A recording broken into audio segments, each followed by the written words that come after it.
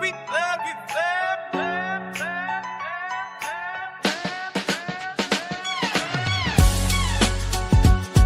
We love you, fam. Billy Goat Tales, I love it here. Billy Goat Tales, the fam is here. Give us can, give us can, give us can, give us can. We love you, fam. We love you, fam. Billy Goat Tales, I love it here. Billy Goat Tales, the fam is here. Give us can, give us can, give us can, give us. We love you, fam. We love you, fam. Billy Goat Tales, I love it here. Billy Goat Tales, the fam is here. Give us can, give us can, give us can, give us. We love you, fam.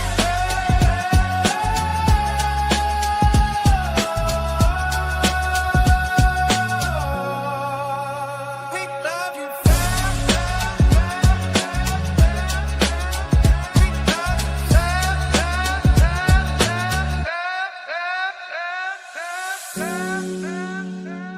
We love you, fam. Billy Goat Tales, I love it here. Billy Goat Tales, the fam is here. Give us can, give us can, give us can, give us. We love you, fam.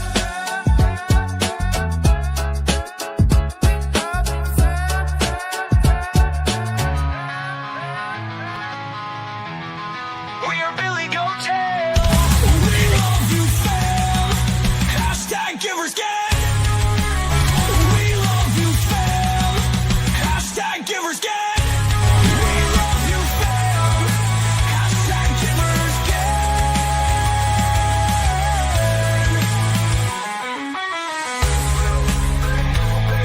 We love you, fam. Hashtag givers gang.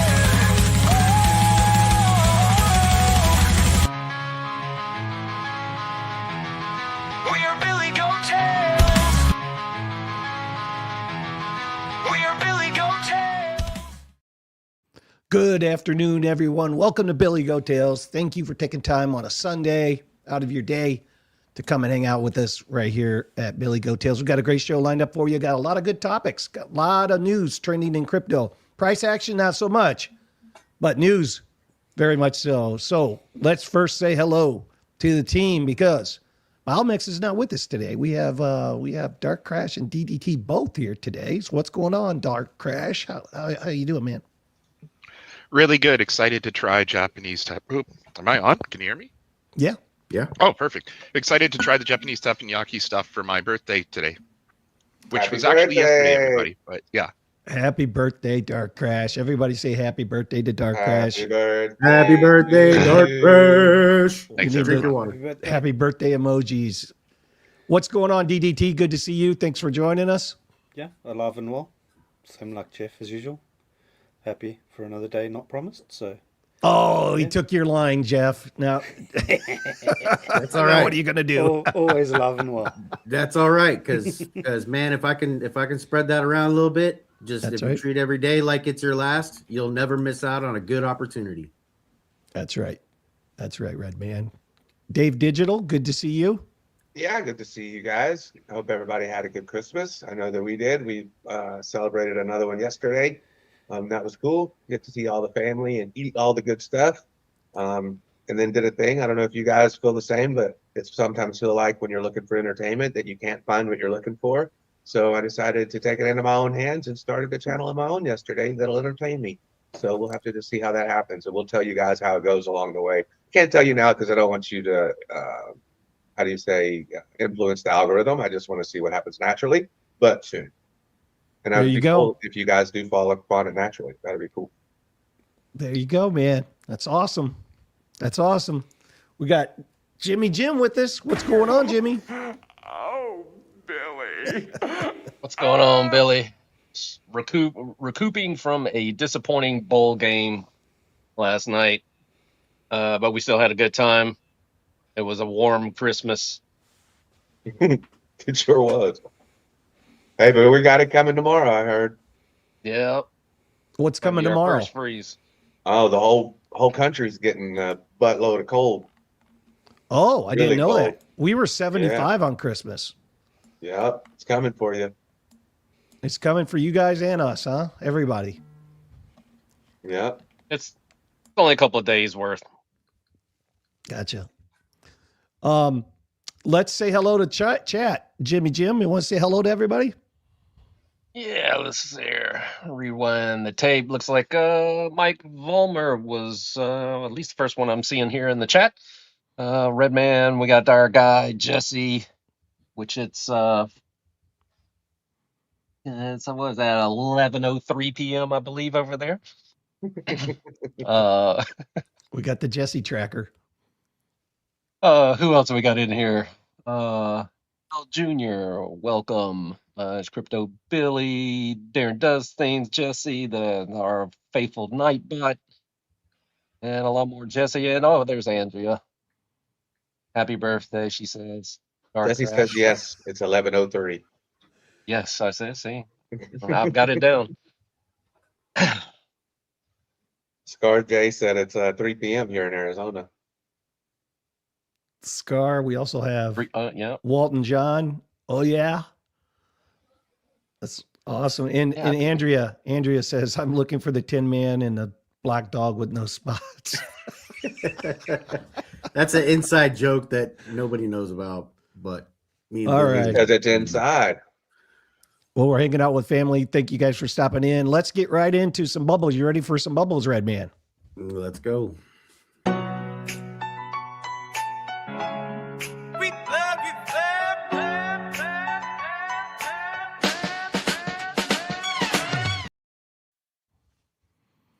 Pull up All the right. bubbles.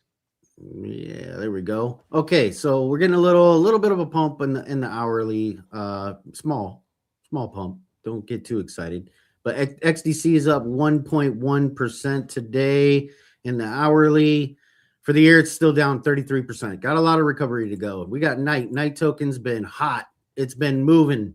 It's down 20% for the week, but hey, it's up almost 1% Moving. on Yeah. the hourly.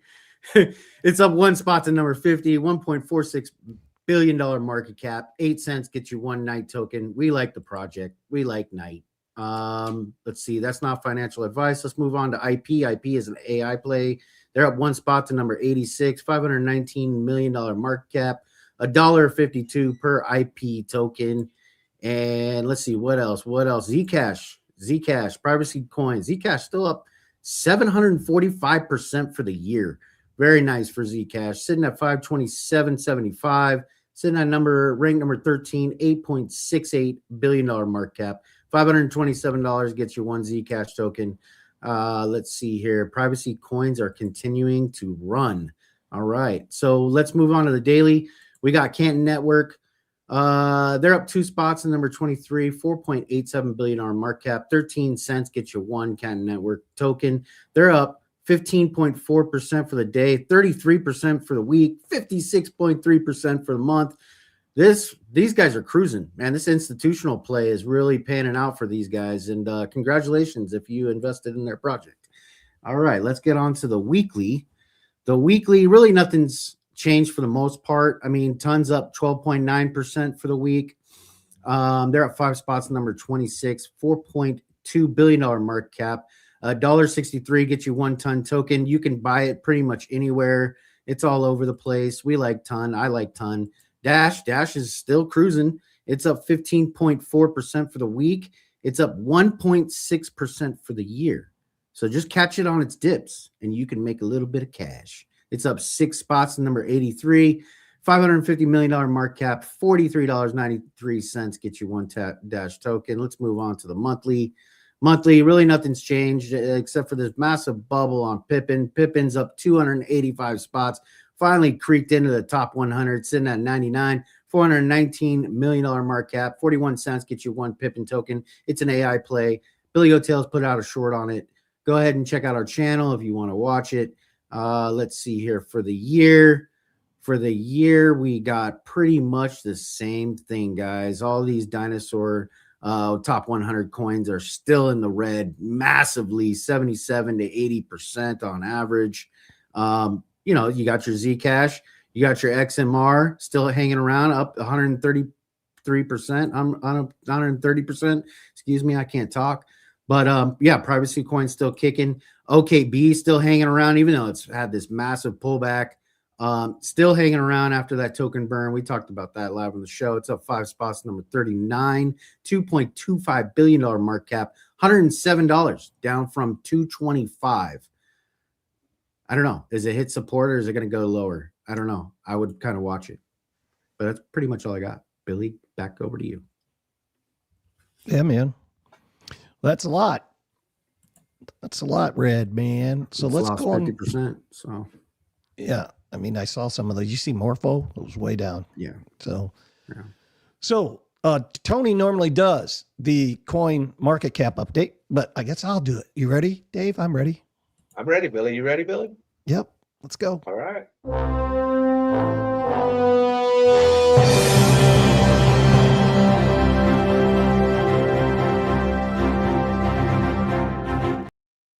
Big thing here is fear and greed up to 29. So guys, it's slowly squeaking up. So we're out of fear, a total fear. So it's squeaking up. It looks like it's going to be going into that neutral mark, and we're still at 2.96 trillion market cap, which, you know, I'm not going to get on my high horse on that, but it just blows me away. But we are, and that was a DDT, but put the butts into chat for DDT. I wanted to go over to see what's trending real quick, because this is where Jeff gets excited. He likes to see what's the fastest moving logs are. And we get some look at that top 6 Ethereum. I'm going to keep my eye on Uniswap. Let's just see where if it's even trending yet. Because we had a story today. Look at Rain. Rain's at 29. Rain token. Yep. Is Uniswap? No. I'm going to keep my eye on that. Keep my eye on that. And most visited, let's see what people are checking out. What are they checking out? Bullish DGen, Bitcoin, XRP, Ethereum, Solana, Zcash, Pi. Wow. Cardano, Doge, Shiba Inu, Midnight. There's your night. Polkadot. Wow, number 14. So there's your top 20. Chainlink, top 20. What people are checking out. These are what is most visited right now. And the newest tokens coming on the scenes. Don't know any of these. Not financial advice. But go to CoinMarketCap and dig in, and you'll learn a whole bunch. There's a lot of good stuff right here on CoinMarketCap. So we always want to hit the fear and greed. We want to hear the market cap. And with that, I'm going to go into our, guess what, Dave? What, Billy? We're going to do some prediction markets, predictive Let me markets. see if Dave's ready. You ready, Dave? Are Dave's you ready, Dave? All right, let's get into it. We love you, we love you.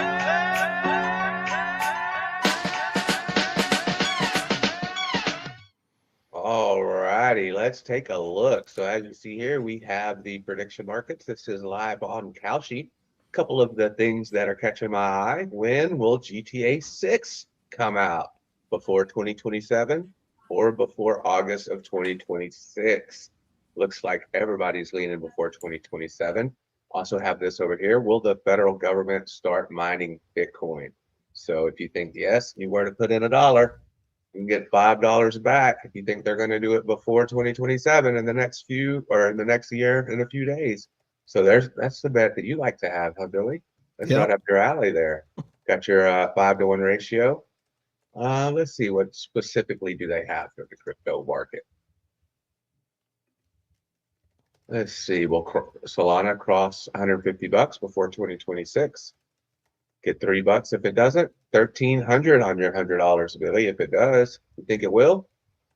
Maybe. Maybe. Will Bitcoin be above 200K by 2027?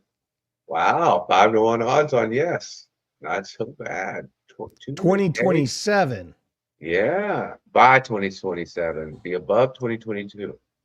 Yeah, that's what it's saying. That seems like I hear you, Billy. Maybe we should put $5 for $1. You got to at least play the game, right? Let's do that. Dave just took a live bet. Live bet on the old Kalshi. Let's just see what happens. It's just a buck. I mean, but I think that it depends. I have to look in the fine print, which always you should look into the fine print. So we don't know if that's going to say if it'll be at the last day of, or what it said, if it's any point in the year. So we have to look and see what it says. But if at any point in the year, if it could hit 200K, I think so, and I think that's fair to say. So on that, if you go in, where do you find the fine print at? So if somebody really I'll show you wanted real to, quick. yeah, Let's go look at it. So you just come down right there. So if the Bitcoin spot price, according to the CF Bitcoin Real-Time Index, is above 200,000 starting 2025, starting 10, the 10, 10th, 10, 2025. all the way until it needs Oh, anytime before before January 1. of 2027, which is all of 2026. Oh, Yeah. so they're saying 2026 bear market is likely. That's what they're saying. Mm-hmm. Correct. Dun dun dun dun. Kalshi tells us some more stuff about the future. That's pretty neat. I mean, because it makes sense. It's what we're expecting, right? If the timing is right. Who will launch a coin this year, Mr. Beast or Kamala Harris? Weird. Will Satoshi move any Bitcoin? Yes, 10 to 1, 11 to 1 odds, Billy. 11 to 1 odds that Satoshi will move it this year. Really? So if you vote no, You get $7 if you win by the end for of a buck? no, from $100 you get $7. So you would get Yeah, 7 yeah, cents on a dollar. Yeah, they're not But gonna, if he did move it, you would get 1,100 on 100. yeah. Well, the chance probability curve on that's not high, right? Let's see. How low will XRP go? Below $1.50? Below $1? So a lot of cool stuff. I mean, it's just fun to get in there and look and see what they're all talking about. But it's also, you can also use it. It seems to be leaning towards telling the future, in some ways, because people put their money where their mouth is, and it seems like, at least so far, I mean, normally the higher percentages win on this. So you can see stuff. I mean, we saw on Polymarket, we saw he was going to win the election way before the poll saw it. Yeah. Yeah, see Army Piper's in the chat. Good to see you, Rick. Good to see Army Piper. All Sets jumped in. Rocco jumped in. Good to see you, Rocco. Always good to see Rocco from In and Out Crypto.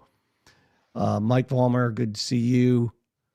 Who else did we miss? I think we said hello to I'm gonna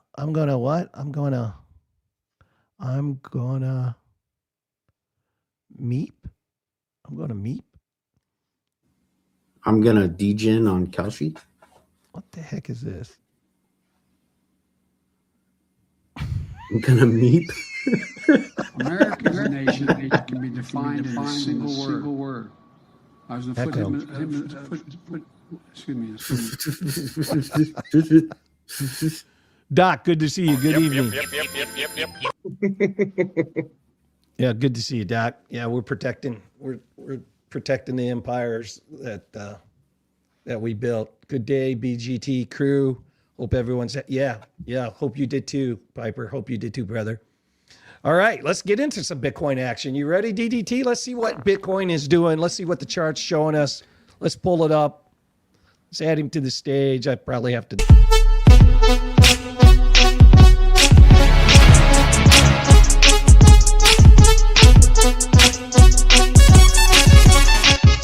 That was like a double whammy. I don't know what was going on, DDT. Yeah, it was double whammy. Chart's not up yet.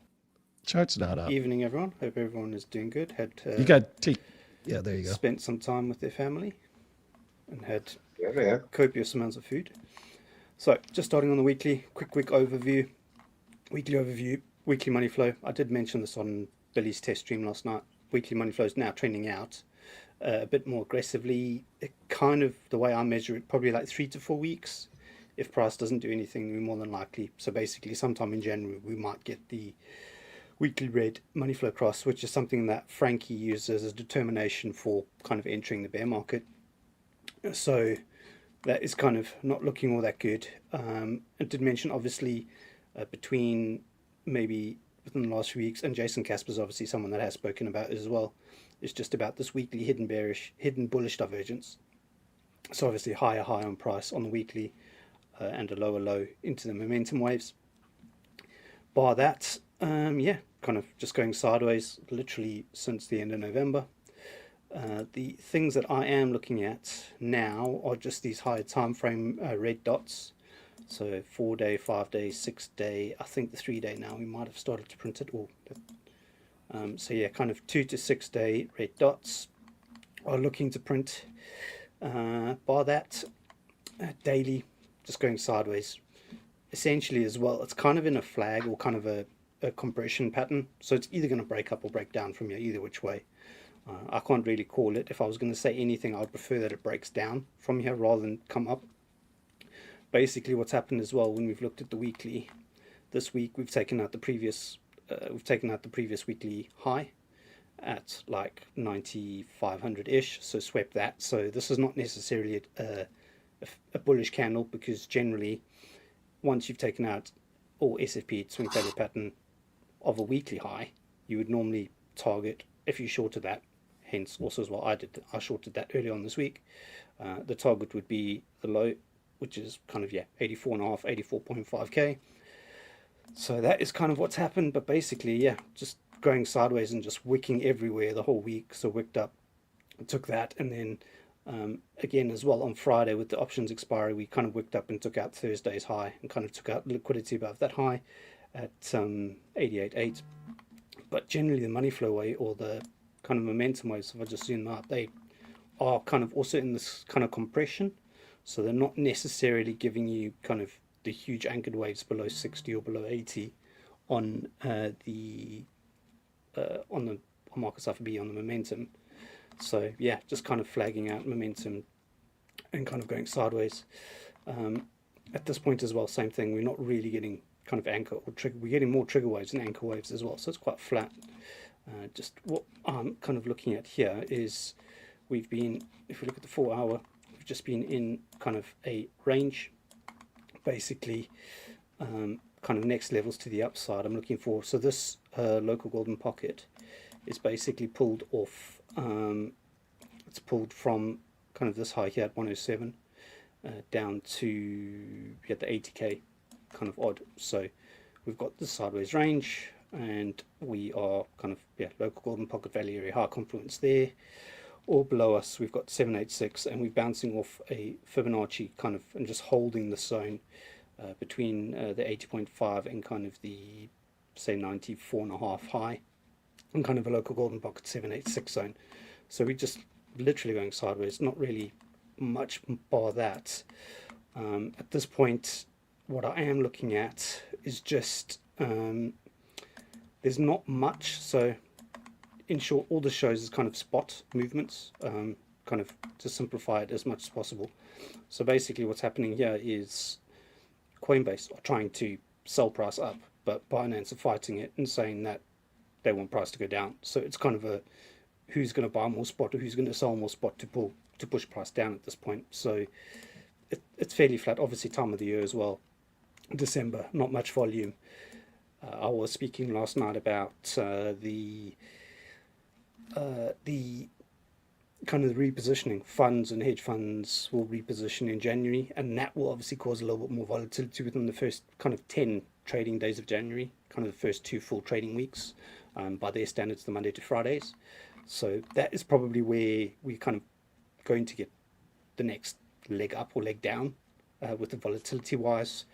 One thing I did also show on Billy's test show last night was just the delta for the options is still pinned at 88k. So 87 to 88 we just pinned, and what happened is we were expecting on Friday with the move up that kind of we would hopefully kind of not have the suppression anymore, but the suppression is still there because they've now just rolled over the contracts and paid a premium to roll them over.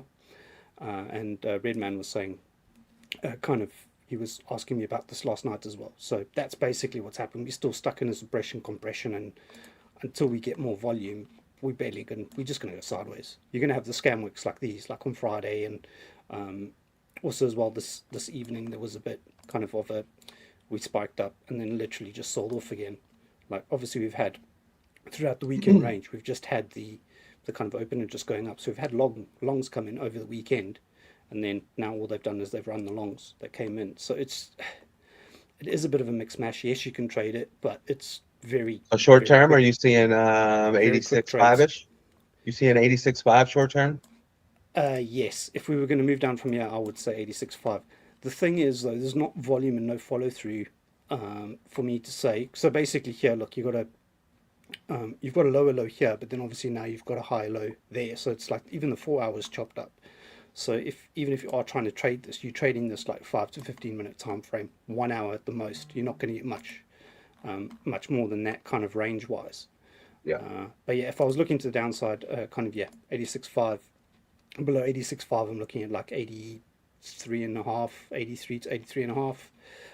If we get any upside price action, obviously we've got the POC of this local range at like 81.3, and then kind of the higher end of the echelon of the range is like 93k. And the problem is, like I was saying, we pinned and we've got no volume to actually move the market. So we're going to have to wait for the big players to come back and start throwing some money back in the market, or closing our positions and opening new positions. So for the time being, just going sideways. It's kind of also not really, or it's kind of a good time as well, specifically this time of the year, to spend time off the charts, kind of specifically when it's doing this. Unless you're like a kind of serial scalper and can scalp the 0.5% to 1% moves, for me it's not worth it, because I'm more intraday. I like something more than 1%. 1 to 2% is kind of my forte, rather than kind of a scalp between 0.5% and 1. So I thrive between the 1 hour and the 4 hour time frame, rather than kind of a serial scalper who's really good, like Alex O, who like 3 minute, 5 minute, 12 minute, like the lower time frames. So you've got to stick to what you're good at. I know I'm not good in this, so that's why I kind of just stay out and wait for like the swing failure patterns, or the higher probability kind of, that will give me a bit more percentage. But it's just going sideways, stuck in a compression, so there's not really too much to kind of add with Bitcoin. But look at even 84, so like say 85k, 83k, or otherwise if you go up 91.3 or 93 are kind of the next levels up that I'm watching, kind of within the range. All right, brother. We appreciate that. We'll probably hit Ethereum later on in the show, just to see what's going on there, and maybe another one as well, depending on how much time we have, because it seems like we always end up having just enough time. And I saw Trade Intuition came in. Good to see you, Joe. Trade Intuition, where you can learn to trade without the tuition. You guys got to get on that. And Mortimer Duke in the chat, Rusty Bot in the chat. Good to see you guys. Thanks for coming in. Make sure you drop your WD-40 emoji for Rusty. Got to keep him lubed up. Yeah, speaking of the 4 hour there, Darren, I was taking a look at the money flow and how our green money flow is actually dropping out. So it's kind of thinning out there. So I think sideways as we are going, and with the DBSI and price action being much more closer together than it was, as per the drops from 104k all the way down to where we are now, like there's a lot of telltale signs that we are either looking for more of a bounce to the downside than the upside at the moment, just from this compression phase that we're in, like you mentioned. I would expect it to go down. That's just kind of where I'm at this point. But stranger things have happened. We could just Stranger Things. I heard that just came out again, right? Didn't the new Stranger Things come out? You kind of got to be prepared for both, because essentially it could go up. If it goes up, then obviously I'm going to trade to the upside. If it's going to go down, I'm going to trade to the downside. So, and sometimes I'm going to trade to the upside whenever it's going down, but only once in a while. Catch a knife. I think we've all been in that position, Dave. At least once. At least once. All right, let's get into this cool story here. Oh, and we want to mention that Piper's in the chat, and he also definitely seems to want to stress to everybody that's in the chat, make sure to get in his DCA plan. It's the best DCA plan out of all DCA plans. So if you're going to DCA, get in Piper's DCA plan. Got you, Piper. Good to see you, bud. There you go. There you go. We talked about that yesterday too. We love the Army Piper. We love Army Piper. So do you guys see this? Nvidia's unusual $20 billion deal with Groq. And it's not the Twitter X Groq, but it's a Groq, the hardware company. They reported Wednesday that Nvidia has agreed to acquire Groq, a designer of high-performance artificial intelligence accelerator chips, in a $20 billion all-cash deal. Think about that. $20 billion all-cash deal. Groq recently raised $750 million at a valuation of about $6.9 billion. So what we have going on here is this unique chip, right? That these guys make. Groq makes. Mostly, it's like a chatbot chip that's super high scale, almost like the ASICs miners technology for like Bitcoin that you have to use. They want to corner that market. Nvidia does, and so they purchased $20 billion deal, and it's really not a purchase; it's more like an assignment of rights. So if you read this under the terms of agreement, Nvidia will license Groq's interface technology, reflecting what Groq described as a shared focus on expanding access to high performance, low cost interface. The deal does not grant exclusivity, however. So interesting. Yeah, I think somewhere in there, Billy, is the meat of that deal. And I don't think it's the $20 billion or even the asset that was traded. I think it's the people. I think there's a couple people from the Groq company that's going over to the Nvidia company, and I think that's what's going on in the deal. It just so happens that I watched the video on that, unrelated, did not even know that was our topic today. And that's what it seems like is the real meat of this deal, are the two people that left from the Groq company over to the Nvidia company. It's kind of like I don't remember his name. Natalie, what's his name? The balder guy. Vitalik for Ethereum? No. The one that's really big into AI. I don't remember his name. He's kind of baldy on the top and scruffy, kind of tall. But anyway, he was the one that came with the deal with OpenAI, I think. So I think I think people are moving towards that people are almost the currency. Like, well, they're buying people for sure. Yeah. Because 20 billion seems expensive for a licensing deal, especially for a non-exclusive agreement. However, he notes that the money involved is still pocket change for Nvidia, given their current $61 billion cash balance, a massive future free cash flow, and 4.6 trillion market cap. Yeah. It's about 82 cents per share. So yeah, and it's also, I think, you get so big, you got to watch the antitrust laws too. You got to make sure that the monopoly, you can't have a monopoly. The government's going to come after you. I mean, they say they will, but nobody came after Google yet. Oh well, actually, they did a long time ago. Like I remember that. Should I say successfully came after Google yet? So, but anyways, this stems around AI. The whole AI play, we see it in crypto. We see it. Look what the chips are doing, and I found it very interesting. I think you're right, Dave. I think they also are taking the people too, right? So, like last year, the end of last year, beginning of this year, there was a lot of news on CNBC about the amount of headhunting going on in the AI space and the amount that these developers are getting paid. Just unbelievable signing bonuses, millions and millions and millions, 10, 20, 30, 40, $50 million signing bonus.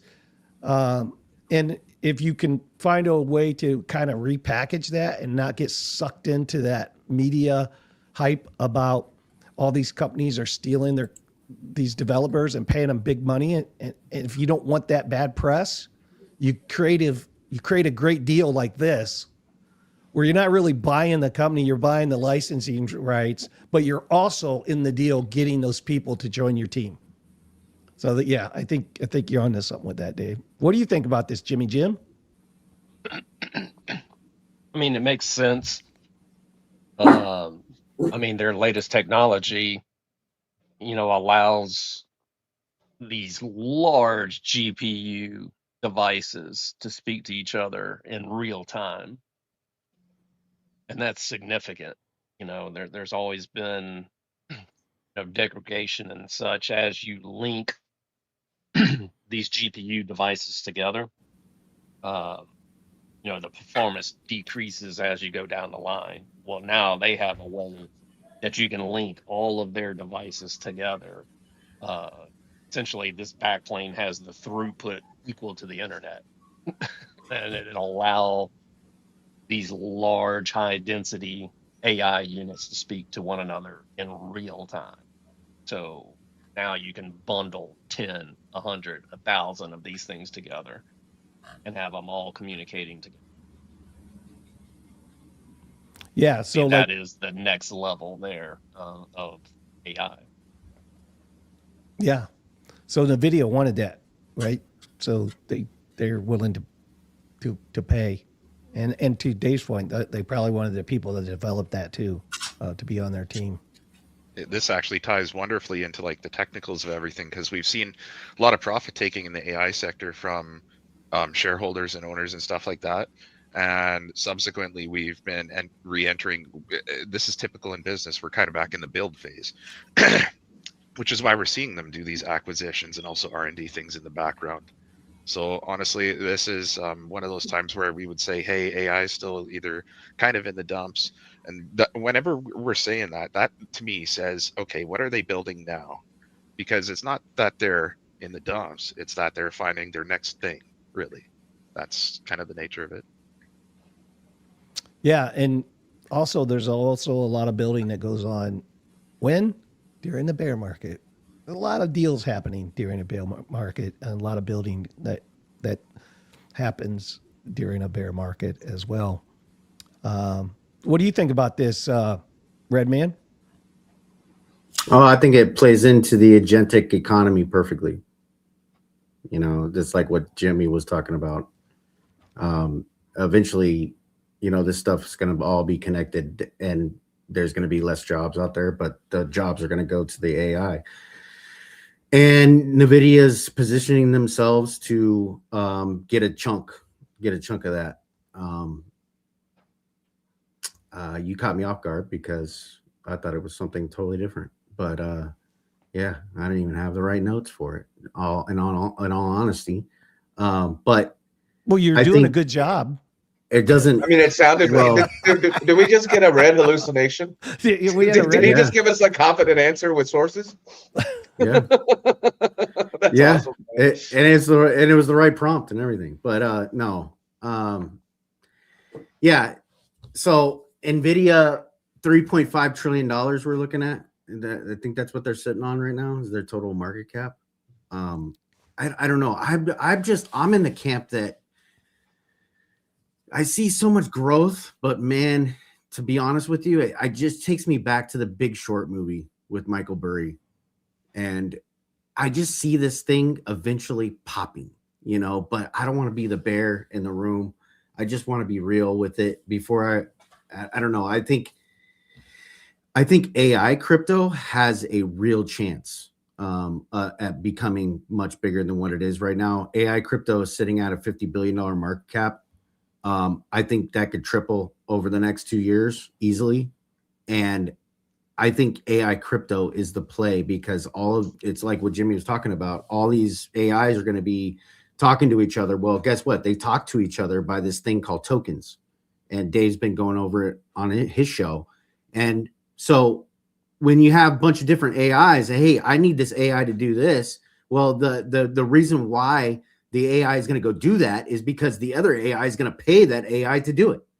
So crypto is the rails.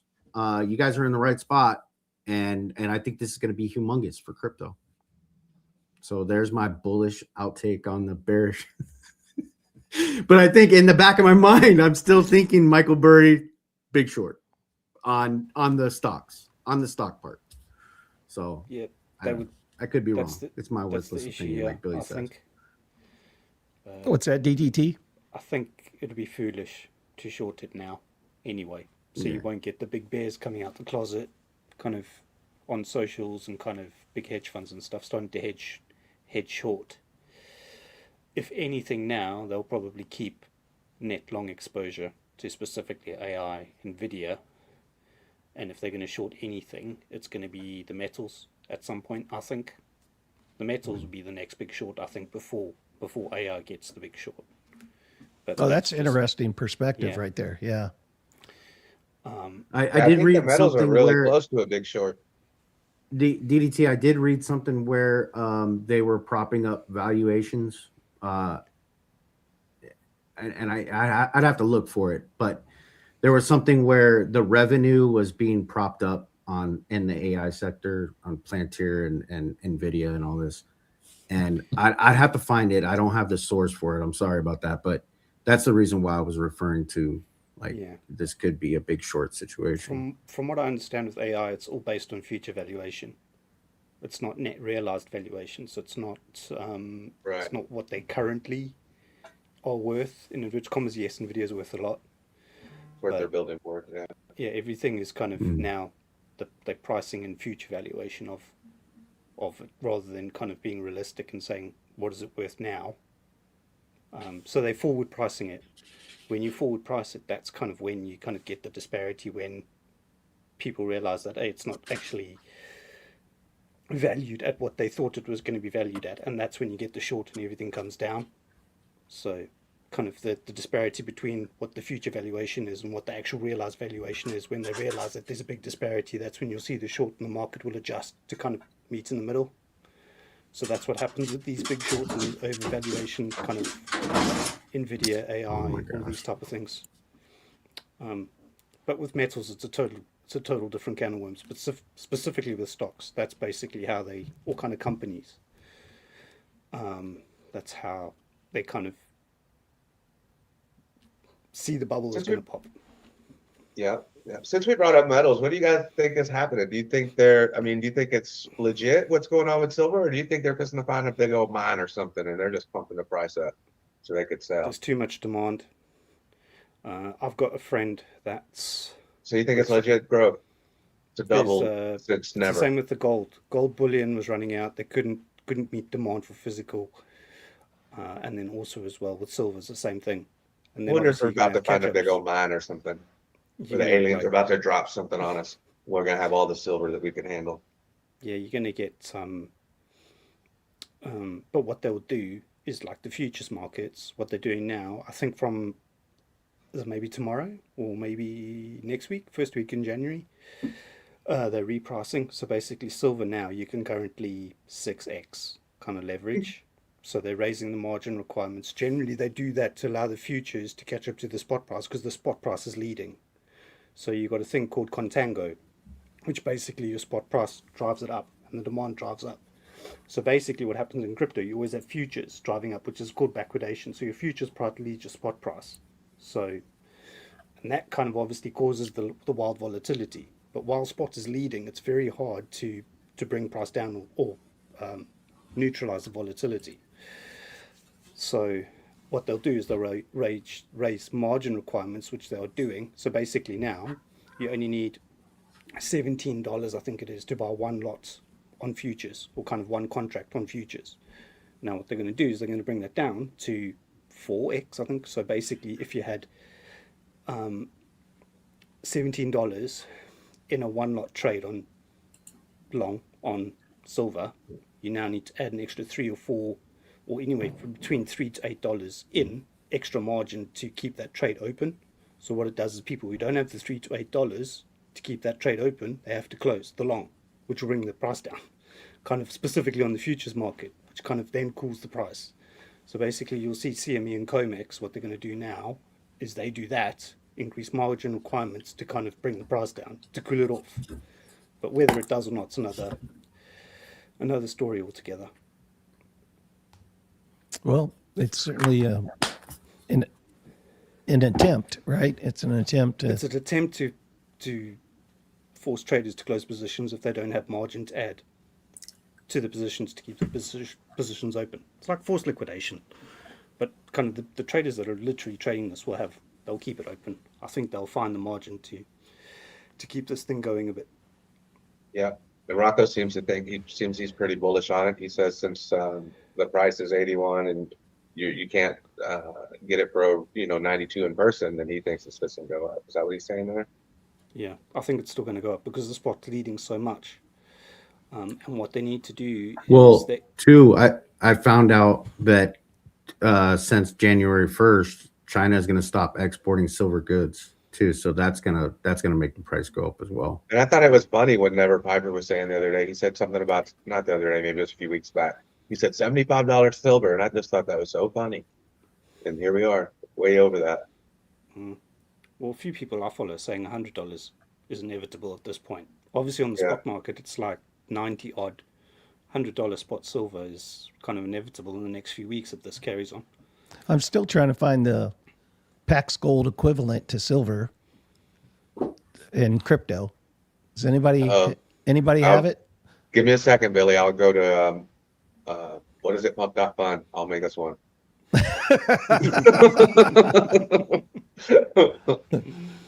Yeah. What's Rocco saying here? U.S. has to do what China does, stop exporting silver. Yeah. And we have Tex-Mex Biomex in the chat. Whenever I was playing hooky from school, I never went to the school. Tex-Mex Biomex. Boom, boom, boom, boom, boom. I think as well, it's like a rush on the vaults. So basically, anyone who has silver now, or had silver in a vault, specifically wanted the physical redemption. Once those physical redemptions have stopped, kind of, it's like gold a few weeks back before it started going up again. It kind of had a little bit of a sideways. Kind of once the parabolic demand is gone, then obviously that sizzles out and kind of will get a little bit of a range before either the next move up or the retrace. So that's probably what's going to happen now.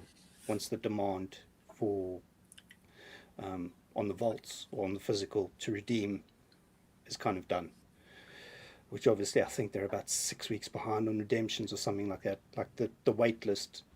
So basically, if you bought silver a few weeks ago and you want to redeem it, bought paper and you want to redeem it for physical, you've got to wait like 4 to 6 weeks. It's crazy. Just kind of, yeah. Billy, what are you going to do? Are you going to auto yours?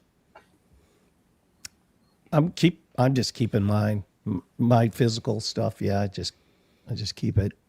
Do you have a number, or is it just forever, just in case? That's your No number. It's just going to go on to my generation.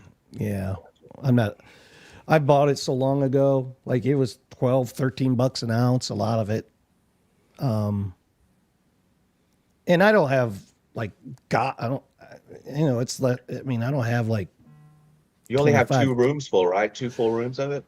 I mean, I mean, it's not like I'm a silver gold collector, I just always thought, the old generation, grandpa always buy gold and silver and put it in your safe. And that's just what I did, I really have never taken total stock of it all. It's just been accumulation for 30, 40 years. And it's mostly coins. I have some bars, but mostly gold and silver coins, right? Just Like over the commemorative years. coins? Yeah. Mm-hmm. Yeah. Yeah. My What dad made was you do always. coins over bars? Out of curiosity, What's that? what made you choose coins over bars? My dad Sounds was like always they're a coin commemorative. collector. He was a Yeah. coin collector. So as kids, we had the coin books, and like my dad always collected watches and coins. And Because usually you get a premium when you're buying the coins versus the straight bar. yeah, well, so once you're hooked up with some of these coin brokerage houses, you get all kinds of deals. I mean, Oh yeah. you get on the list, they'll call you and AI you, right? They know they know what you're looking for, they know what you like, so they call you. And most of the time it's exactly what I was looking for, so I pull the trigger on it, I've been selling physical gold and silver once a month. Yeah, Andrea. Yeah, now's the time to sell. Like really, no doubt. For me, anyways, if I was selling, I would sell it. But I'm not. Mine's going to be for the kids. What's your address, Billy? I live in Washington D.C. Come on over, and Big house. Take a left at the tabernacle. trust me. I would say there's two. No, it's a people- right at the tabernacle. Oh, right at the tabernacle. It's That's a left right. for the dump. It's- Oh, my take God. a left at the dump. He already forgot. On that note, guys, I got to dip out for my birthday dinner here. I just want to say thank Happy you all for having me. birthday. Yeah. Happy birthday, Dark Cheers, Crash. Doc. Happy birthday. Hope you have Drink another your water. one next year. Happy you. birthday, Dehydrated. brother. And Thank Happy you. New Year to all. Yep. Get back in the gym. Stop slacking. Yep.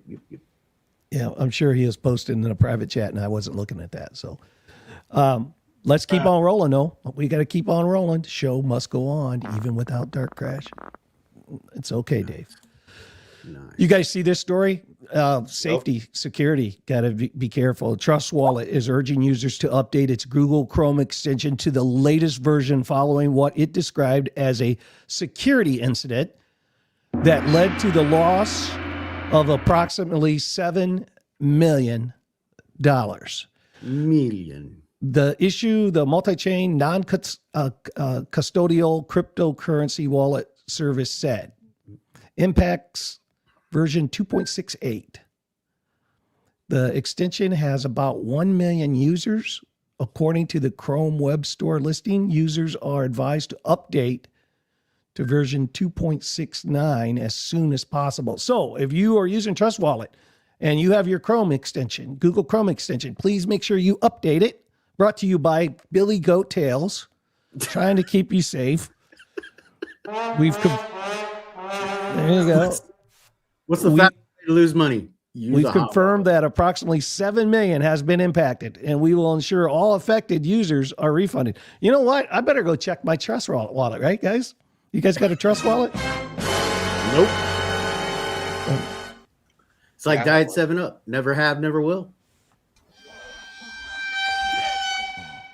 All right, Dave. It's he just it just keeps going, doesn't it? Like you get him started and just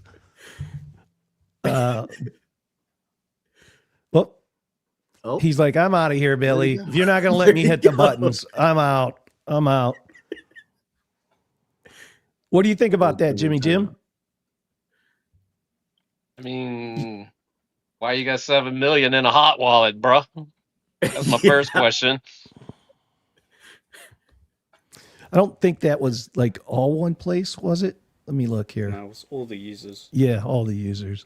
They're saying the total is 7 million. It's 100,000, something like that. Keep your stuff updated, people. Or don't use web extensions. Better call Cams. Even better. Well, so how do you get away from that? If you have, you're saying just use the phone, just your phone version, and not use your computer Chrome extension. Use the phone, put it on an exchange. How about a cold wallet? Well, yeah. I mean, I'm saying there's a lot of hot wallets out there, right? And they all have the mobile version and they have the laptop version, which you have to use the extension to be able to get into that. So how do you get around that if you're trying to use your laptop? I mean, you're still using an extension to attach your mobile wallet to the easy way to get around is keep your stuff updated. Yeah, mobile wallet and keep updated is probably the only way to really go about it.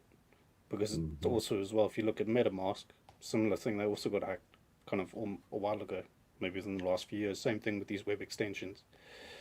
They put some RPC code in, or I don't know. On your Trust Wallet. They do some funny malarkey, and yeah, they hacked MetaMask a while ago. So it's the same thing. Yeah. Yeah. Full transparency. I get up every morning, and that's like one of the first things I do is I check Google Play for updates every single morning. And it's a good habit to get into. That way you don't get hacked. You have a less chance of getting hacked, I should say. Yeah, no doubt. No doubt. So I also wanted to bring up, well, that's not going to work out for you guys. Hold on a second. Let me get that off that wide screen. It's because of my Jeff screen. Had to buy the red man screen. There we go.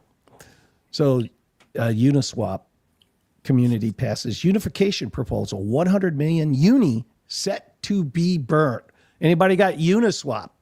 Anybody have the uni token? Get ready. Get rid of this. Get ready because you're getting ready to go through a big burn. That's why I was interested when you did bubbles to see that it popped up like 0.5%.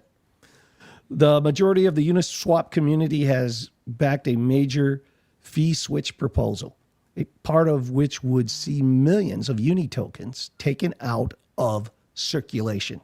According to Uniswap founder Hayden Adams, the proposal, dubbed Unification, jointly introduced by Uniswap Labs and Uniswap Foundation back in November, has officially passed with 99.9% support. What does that really mean? Well, what the story says, it marks one of the biggest overhauls in the decentralized exchange protocol's 7-year history and has garnered strong support right from the moment voting went live. Now, you guys got to remember, I don't know if this is still true, but you guys know that Uniswap had the largest cryptocurrency airdrop in crypto history.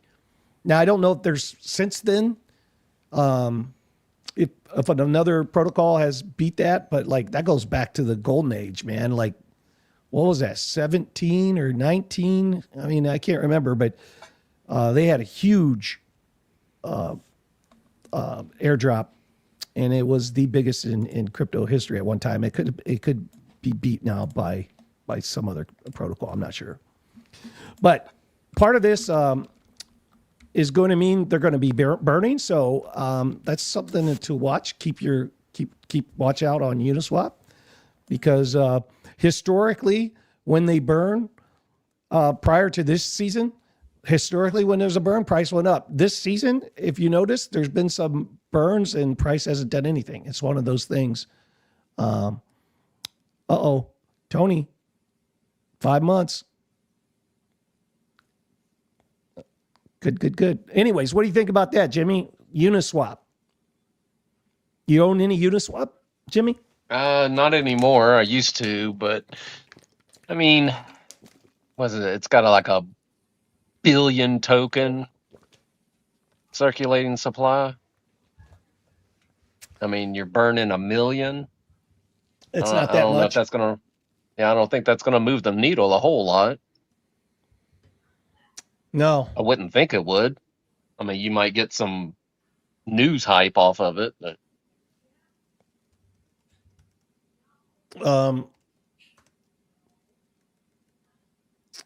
What does DDT? What is that? Coin perspective that Frankie goes to. I think he turned his to check dilution and market caps. Yeah. I guess the circulating supply is 730 million. Okay. Total supply is 1 billion. So that's 1/6, 1/7. However you want to look at that. Yeah, so it might. I mean, any little bit helps. I mean, like we all know, you shrink supply. It should increase the price, right? I mean, the supply and demand. Uniswap's up 5.3% today. So Yeah.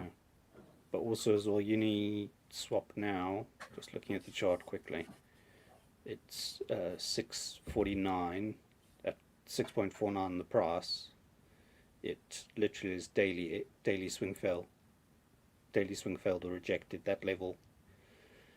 So it literally just squeezed some shorts out if we're looking at like perpetuals and those type of things. So it would need to get back above probably close to $8 to kind of have a kind of run up again at this point, or even $10 for that matter. But the thing is now, I think a lot of traders or even investors are like in protection mode. So even with the burns, it's not necessarily going to do that much. Everything's going to follow Bitcoin, right? Yeah, it will regulate some volatility on the coin. But for the most part, kind of just what I'm seeing now, just literally bearishly swing failed. The high at 649, give or take, which is not a good look. And obviously open interest has gone up, so obviously people that are trading it kind of FOMO'd long. So if they got in on the news, they're still up, but the problem is now you kind of have liquidity as well, and below 4. You have liquidity locally below 5.5. It's almost 6.2. You have liquidity at 5.5 and you have liquidity at 4.8. It screams to me, and the next highest liquidity kind of to the upside is above 8. From where it is now, I would probably bet that it goes lower. So it's still not looking good. It's like liquidity grab type scenarios. I don't think any alts are looking good. You know, the alts are just beat up from the feet up. You know, I mean, like, yeah, Night's moving. It makes your it, point, still, man. it makes it a bit deflationary, which is good, kind of in regards to tokenomics. Right. But it's still bled out to Bitcoin 54%. Still bled out to Bitcoin and still not showing any sign of strength, even after the small little squeeze over the last maybe 2-3 days. Yeah.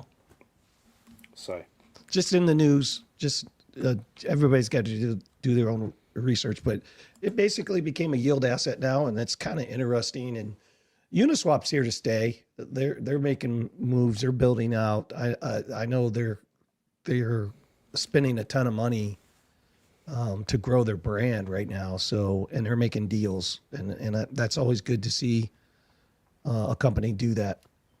For sure. Well, Uniswap generates $1.2 billion annually that previously went to 100% to LPs. Now, even capturing 10% for uni holders means $120 million a year in dividends.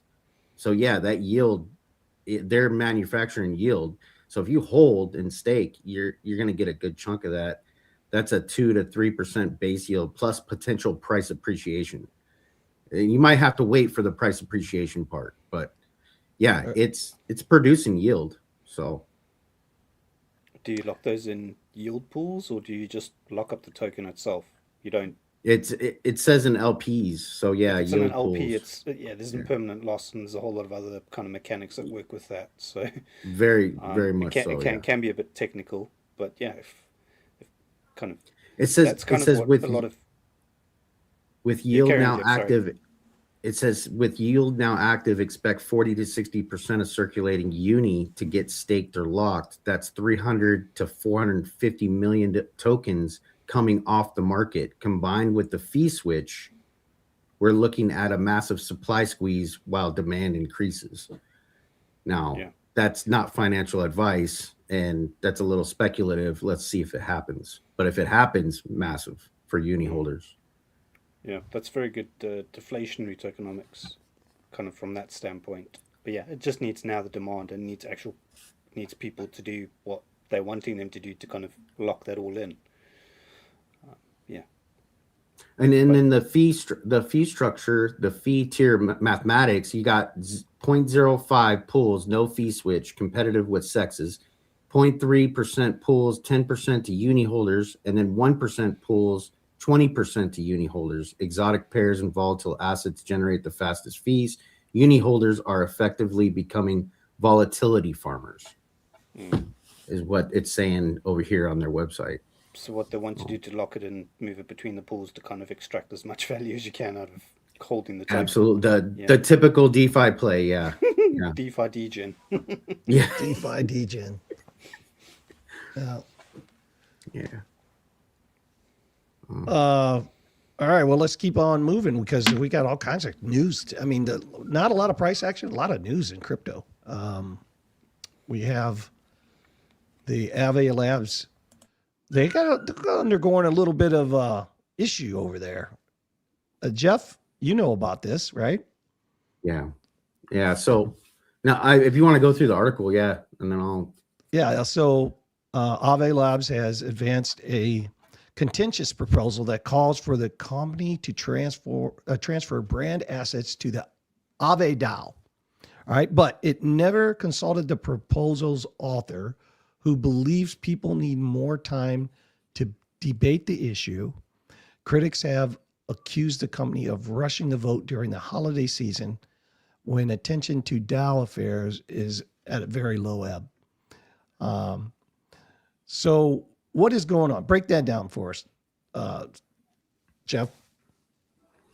So first of all, Aave DAO controls one of DeFi's largest treasuries. We're talking $2 billion plus in protocol owned liquidity and reserves.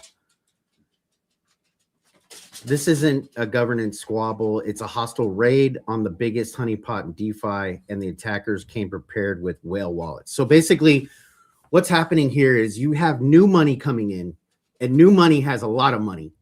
And so new money's coming in. You have the old stakers that have been around for a long time, but this new money has bought up a lot of it's basically what we were talking about before the show. It's basically the same thing as when the hedge funds were buying out DAOs maybe a year or 2 years ago. They were buying these DAOs out and they were making them go insolvent on purpose because they were taking the volume from these big banks. That's the same thing that's happening right now with Aave, but it's more of like new holders versus old holders. And so it says, I got some notes here real quick, Billy.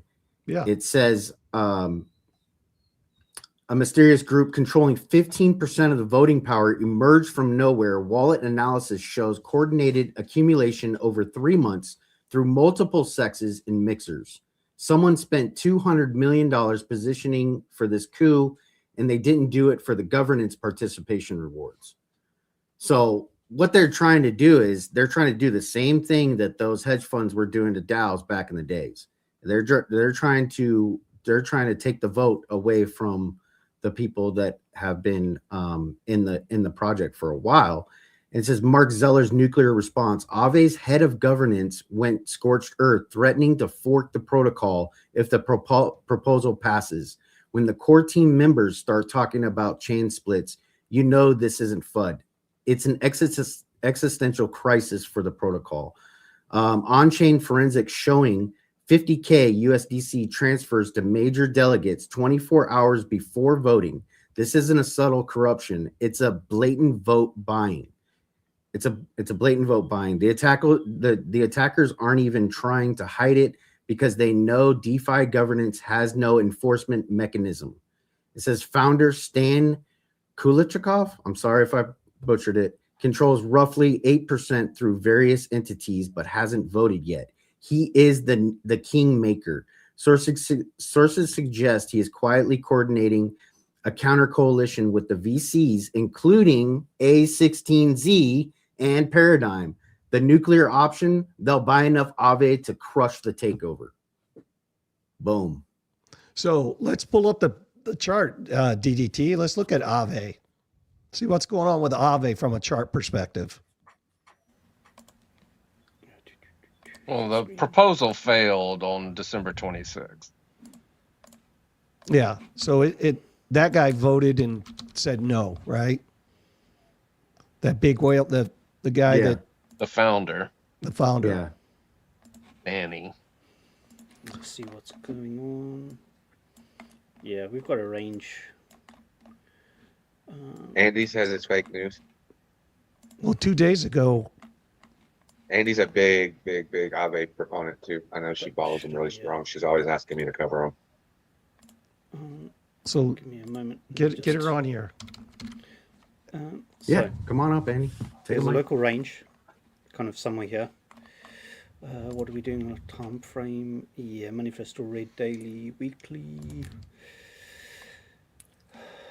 Weekly money flow is it's going to flip back into the red, I think. Yeah.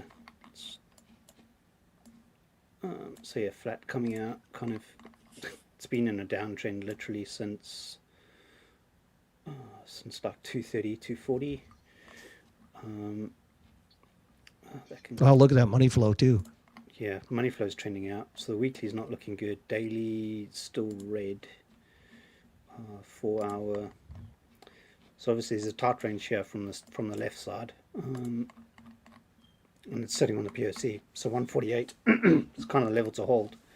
Basically, all it's going to do now, if it doesn't hold here, is just do rotation. Kind of as we trade these kind of swings, you got the rotation and kind of the volume profile between 135 to 165. Look at that money flow. I mean, just look at it going back. Like it's been red a long time. Is this the daily? This is the daily now. It's rolling over again now. You see wow. It's came up a little bit. It looks like my polka dot money flow. It's about to roll over again. So that $4 range is definitely a possibility, right? $4 on Aave. No. Oh, I'm sorry. I'm sorry. You're probably I got thinking it. about $4 on My Uni. bad. But yeah. Yeah, Uniswap. This, Yeah. This range here, it's in the upper echelon of the range, kind of the upper half. 4 hour. Yeah, it's like money flow came up and then it's just coming out again. Not the best look in my opinion, kind of for something that you'd want to have longevity in and kind of think it's got kind of some hope of moving up. But what were they doing? They're trying to fork. Is it one of these? They're trying to fork the chain again.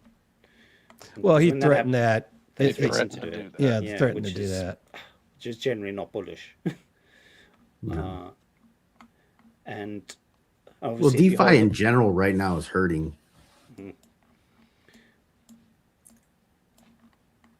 yeah, it's just I don't see a case to be bullish on this just yet.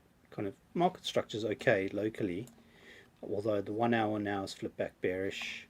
It was a nice little 1 hour uptrend from like Wednesday this week, but bar that, looks like it's rolling over again now. Looks like it wants to come back down. Like, no signs of life on the money flow. Most of the time frames are red that I would generally just that I would look at and monitor. 4 hour. If anywhere, 4 hour needs to hold its local golden pocket, which will be like 150. So somewhere in this zone here is probably kind of where it needs to hold, but also as well you got the local golden pocket at 140. I mean, you got the POC at 148 basically. But kind of consistently, how many candles? Red candles. That's like 6. 1, 2, 3, 4, 5. Yeah, 6 red candles on the 4 hour in a row. It's definitely not good news. You want to kind of obviously not just be perpetually down, specifically on a higher time frame, or kind of mid to high time frame, like a 4 hour. And yeah, money flows just try to come up and just rolled over quite aggressively now. So it's just not looking bullish, and not something I would be looking at long term, possibly if they kind of get the issue sorted out. But kind of this is also one of these. What Bitcoin is doing, kind of the alts will just follow it, like Bitcoin, like Billy alluded to. So you just got to play these kind of very safely, and rather play them in an uptrend rather than when they're in a perpetual downtrend from like $200, $230. Yeah, what's the price right now? It's at 152, 153, give or take. Oh, And it had a high of 400, maybe, kind of at the top of the run. 380, 385 at the top. look at that! Just So it's more than 50% down from the top, or at least 50 to 60% down already from its all-time. Oh, it's this cycle's high, so it's already not on the best trajectory to kind of have a sign of life in it. no, for sure. So, all you Aave fans, it might be a great time for you to stock up your bags. Who knows, right?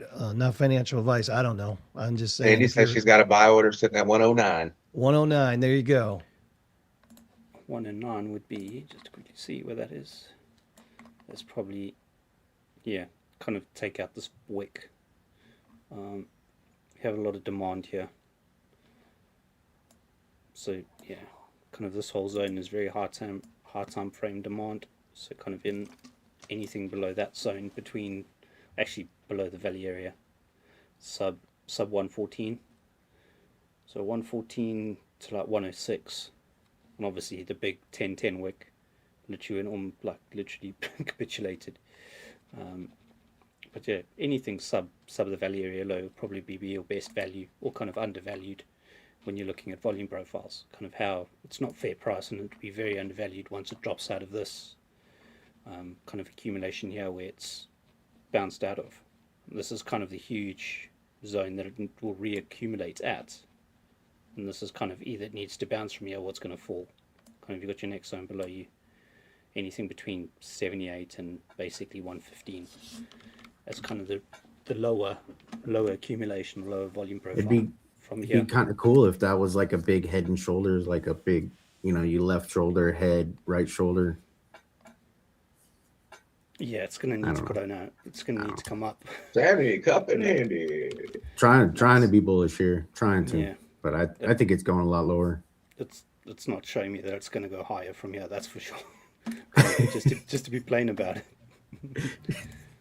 All right. We'll move on. Let's see what we got here. SoFi. We got to follow SoFi. SoFi's always in the news.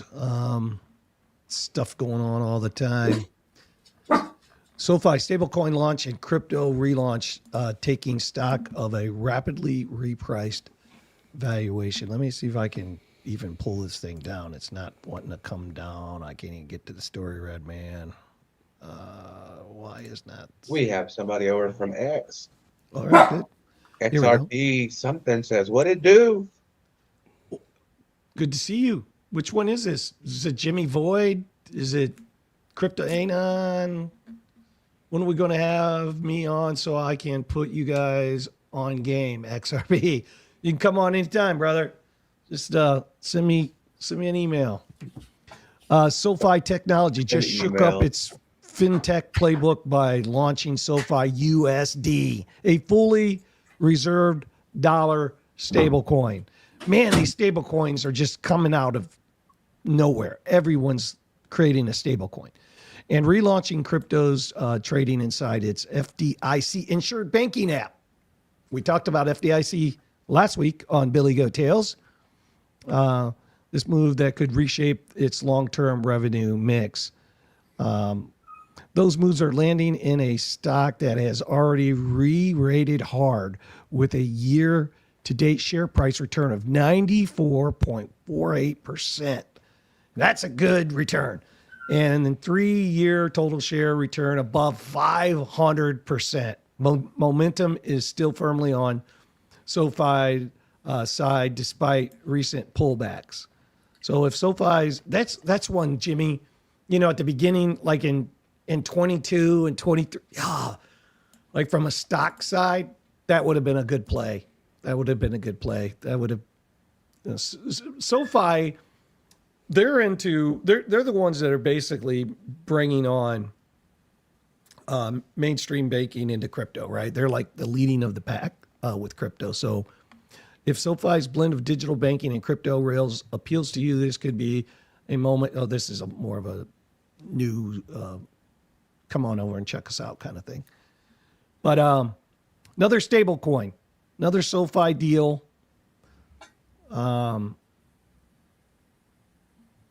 What do you think about that, Jimmy Jim? Is that something we missed out on, the whole SoFi stock deal, or you think there's still room in the runway to land this I don't boat? feel I missed out on anything. Okay. I just don't have that kind of emotion when it comes to investing. I just invest in what I like, and I win or I lose, right? And like I did last bear market, I moved a lot of IRA funds between crypto-backed and stock-backed. And I'll probably do the same, transfer some stuff out of crypto-backed into stock-backed and do more trading in the bear market, without a doubt. So where the clash is for me is, the old boomers, right? The guys that aren't going to learn how to use a wallet, not going to learn the blockchain, not going to learn about, they're not interested in buying your motorcycle from you and paying you in Bitcoin and sending it to your wallet. They're not that kind of investor. And so I was thinking for myself, maybe I should get some of the crypto ETF, Bitcoin ETFs. But then I get into the whole mindset of, man, you have one centralized authority again that they don't like you, they close it down, they go out of business, whatever. It's like that just kind of changes my mindset. I'm just going to keep it in my ledger. I own it, it's mine. I don't know. What's your thoughts on that, Jimmy? It seems like it doesn't matter to you, right? You own both, right? Yeah, it really doesn't. I think, it's just, number one, you should be diversifying anyway. I mean, we've said that a million times, a little bit in the 401k, a little bit goes in my IRAs. I mean, I'm sprinkling stuff everywhere. And again, I mean, in this situation, I mean, I don't think, I mean, I could say the same thing for uh, Palantir and Amazon. I bought both of those. Amazon was like at, I don't know, 80 something dollars. And then it was like, I got it at $8 or something like that. I mean, I made a bunch of money in a matter of 90 days off of just those two stocks. And then I go back and I check and I see what levels they're at now. And I'm like, holy crap, they've doubled from there. I was like, it just didn't bother me, I mean, just like, I've been taking profits on crypto, quietly for months now. And, I'm almost at the point where I'm good to part with everything I'm winning on, except for Bitcoin. I mean, I'm not going to sell the Bitcoin. Hey, Darcy. Good to see you. Darcy Donovan popped in. Good to see you. Andrew, good to see you. Thanks for popping in if we didn't say hi to you. Of course, what it do, XRP. Good to see you. Appreciate you guys. Appreciate you guys popping in on Billy Goat Tales on a Sunday afternoon, Sunday evening, wherever you are in the world. We appreciate you. I think I would just tune in just to hear Billy say what it do. Well, that's what he said. What it do? That's what XRP said. See it? He says, what it do? I know. That's what I'm saying. That's worth the price of admission right there. That's some H-Town phrase there. Yeah. What it do? What it do? Paul Wall. King of the parking lot. Robbing the jewelry store, tell him make me a grill. People's champ. People's champ. Andrew says, I'm still 15 minutes behind on 2X. Good Lord, what's going on with Token Fi? Darcy's chiming in with some what it do. What it do, dudes? Darcy knows. Darcy knows. She's on YouTube too. Good. Yeah, that's awesome. That's awesome. And she's on the mobile. There's more people in chat on the YouTube or the landscape version, Darcy. Let's go. Yeah, we have two versions going. So you get like half the people on one version, the other half in the other version. That's just what YouTube's doing now, as you probably know, Darcy. Even split today, YouTube and X. Pretty cool to see. Yeah. Yeah. Well, Dave, did you have any comments on the whole SoFi deal? I think SoFi is going to be a great sponsor of the Billy Goat Tales Network. So shout out to SoFi. We look forward to getting into contact and reaching out. We would love for them to be one of our channel sponsors. And we think that what they're doing is beautiful. We're going to get SoFi into the Income Island metaverse is what we're going to do somehow, some way. Yeah. Wick. There's our Wickster. Wick 589. Man, I could go for some old dudes. You're at the right spot, dude. Some old dudes talking on a Sunday afternoon. We're like those Muppets old men up there in the gallery right there. Oh, yeah. Right, Jimmy? You hit your yep button. Yeah, that's it. Yeah, for sure. Where is it? There it is. That's the one. That's probably where we're going with it, to tell you the truth. Let me bring up. I like that name. Can we call it Old Dudes Talking? Old dudes talking. Good. I like this name.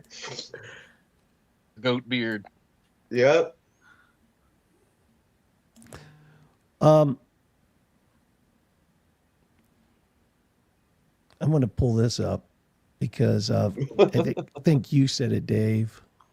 Let me see. Well, come on now. Be nice to me. He's talking to the computer. Yeah, I am. Hit this little period between Christmas and New Year's to be called something. I think it's called No, I'm not going to say that on Billy Goat Tales. Well, while I'm trying to fight with my boomer computer here, I got you, Billy. I think the problem's between the chair and the keyboard myself. I do too. It's always the same problem. It's for some reason it's not letting me pull this. Maybe it's geo blocked. I don't know. I can't pull it up. It's like I try to pull it up, it closes. I try to pull it up. Yep. Yeah. I think I have time to go through every one of them now, Billy. Yeah, you do, man, because I can't pull it up. You like that, do you, Dave? All right, we're going to move on. We're going to go right here. Sorry, guys. We'll cut all this out. Yeah. This is a professional. This is a professional production. We'll cut We all will this cut out. You guys are This is seeing how you behind- know it's live. This is behind the scenes. We'll cut it out.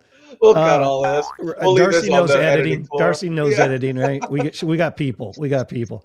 North Korea drives record 2 billion crypto theft year, pushing all-time total to 6.75 billion.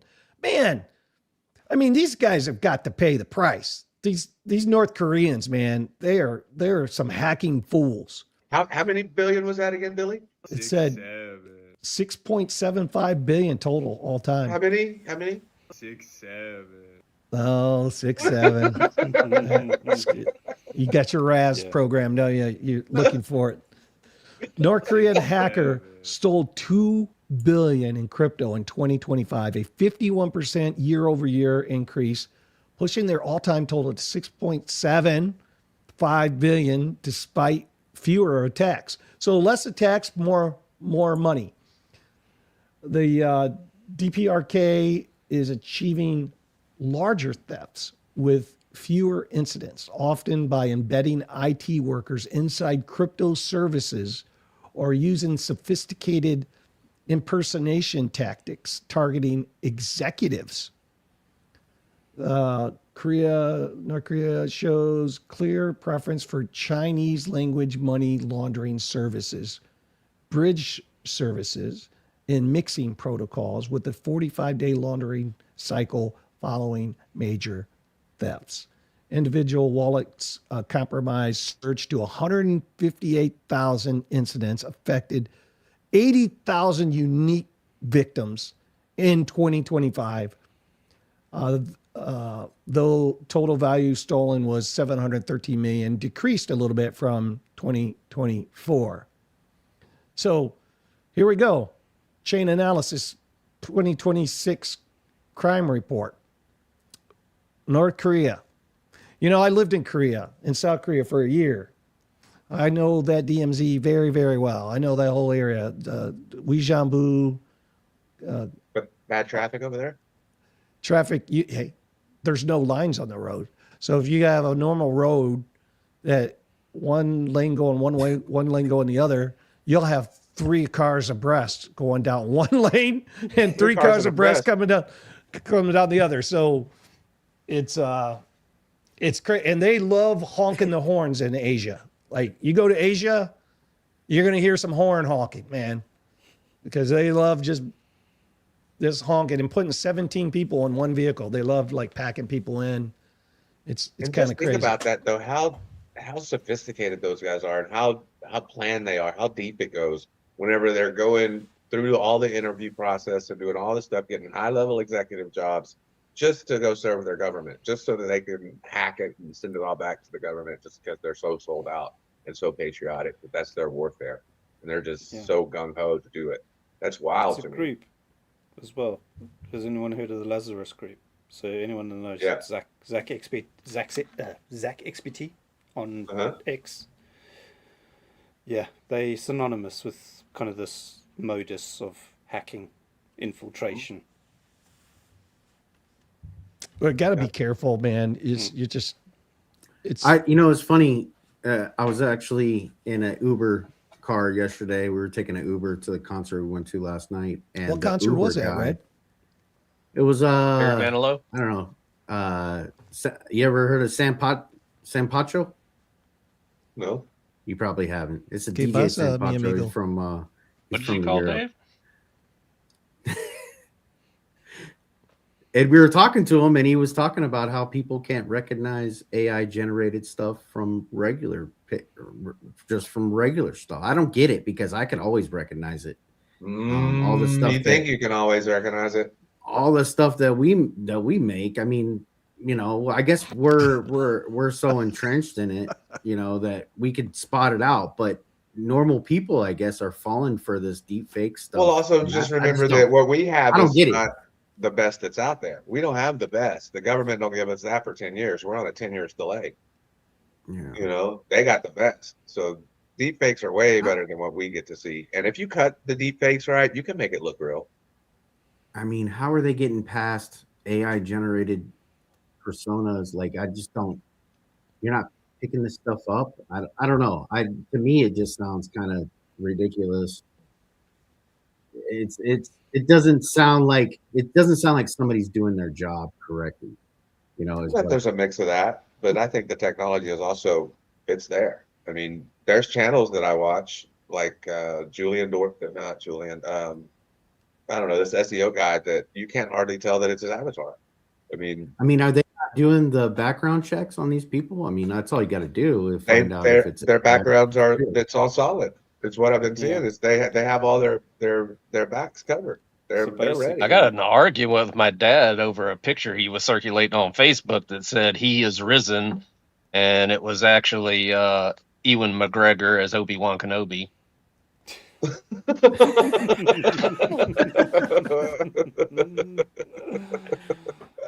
Oops. Jeez Louise. Which he did rise. I mean, so it wasn't not. It says right here, a major KYC provider admits 15,000 plus fake profiles created using stolen purchased identities. They're not hacking KYC. They're legitimately passing it with real people's documents bought on the dark web for $500 per identity. Yeah. Yeah. And basically, a lot of these projects, they want kind of developers of Asian descent because they're just good. They're very And good because at they think IT. they're super smart. They're like, oh, that guy's super smart. They don't ever think they're bad. They just think they're super smart. Yeah, a lot Got a of good resume. Lazarus Group guys, they all kind of either have Indian or Vietnamese or kind of, it doesn't flag, right? It doesn't flag as anything Malicious. Yeah. Malicious, yeah. So. And then they do actually. I mean, they make it through all the visual interviews, and they do all that. I mean, they've got their stuff down to a T. I mean, they're the best in the world.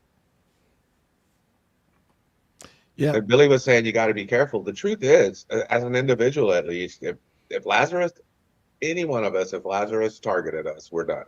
There's nothing we could. There's no way that we could stop them. They would get us. Yeah. So let's stop saying their name.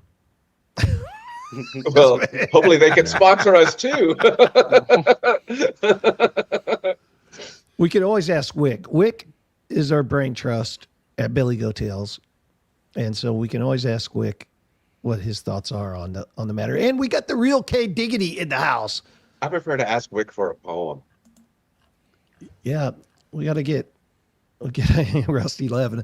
Yep, we got to get a Wick on again. Wick and Wick's wifey. Where is wifey, Wick? We got to where's wifey? She's probably, I know what she's doing. She's probably taking your tree down for you. I think he only lets her out on Wednesdays. I hope. Why Wednesdays? I'm not sure why they picked that day, but she's not allowed out every other day of the week. Wick is pretty strict. Bingo night at the VFW. Yeah, that's probably what it is, the bingo night. So, Jimmy, tell us about our third Billy Go Tales children's book. Where are we at? What's going on?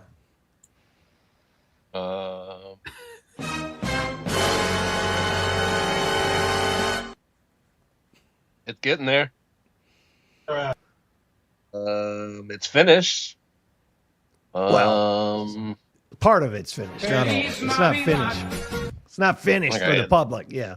I mean, no, it's not finished for the public, but it's. Are you going to give us any like little hints or any? You going to drop any little like anything for the community? Like... No. No. No. Not yet. Somebody's got to keep it. Maybe we'll have a book cover. Well, I won't be here next week, but maybe I'll make one available. How's that? Coming soon, Jimmy said. Coming soon. Tune in next week. Sign up now for the pre-sale. Link in the description. Oh no, not today. like and subscribe. This is not a professional production. Wow. Yeah, I didn't. I wasn't expecting Billy. I don't see that on the agenda No, here, I Billy. threw Right. that I in. was looking at my teleprompter here. And I was Oh, like, that teleprompter, yeah. man. Guys got to use. Jimmy gave me a great Christmas gift, a teleprompter. I just got to figure out how to use it now. Have you guys checked out Binance Square? I've been checking it out lately. So if you guys want to just go to Binance.com, it's kind of like has all their current events and stuff. You know, Binance was so hard. I have Binance US. I opened an account way back in like 2020. And when all the FTX stuff started happening and we just didn't know which way crypto was going to go, I just pulled most of it out of there, right? I just wasn't sure. Like I pulled all my stuff out of my FTX US account except for 18 Solana, but they were like at the time that was worth $150. And I thought, well, I didn't get it. I lost $150, you know. Now I'm like, well, it's a lot more than $150. You know, Solana is ripped, right? Compared to back in the day. But I'm finding that Binance is making some tracks, man. It's like I would love to be able to start using that app. Does any of you guys use Binance US at all? Any of you guys on Binance or use Binance? DDT, do you use Binance a lot? No, not No. allowed to in the UK. So in UK, you're not. And you're not in the US other than the US Binance US app, which has limited capabilities compared to the full-fledged Binance protocol. So anyways, Binance Square, great place to find out like what's going on in crypto. It's a good website. Highly recommend you check it out. They're saying on ETH, this dip may not last. Numbers don't lie. We're going to pull up the ETH chart here in a second. DDT. Ethereum is quietly trading in a dip zone, and history shows this is exactly where long-term positioning begins, not when headlines turn euphoric. So this was a tweet. Let me go in here. If I click follow, I wonder if it's gonna. Yeah, see, it's not gonna let me. I gotta log in. So, let's see here. There you go, Dave. Is that what you was waiting for, right there? That's what Dave was waiting for. A Dave Digital without a shirt on.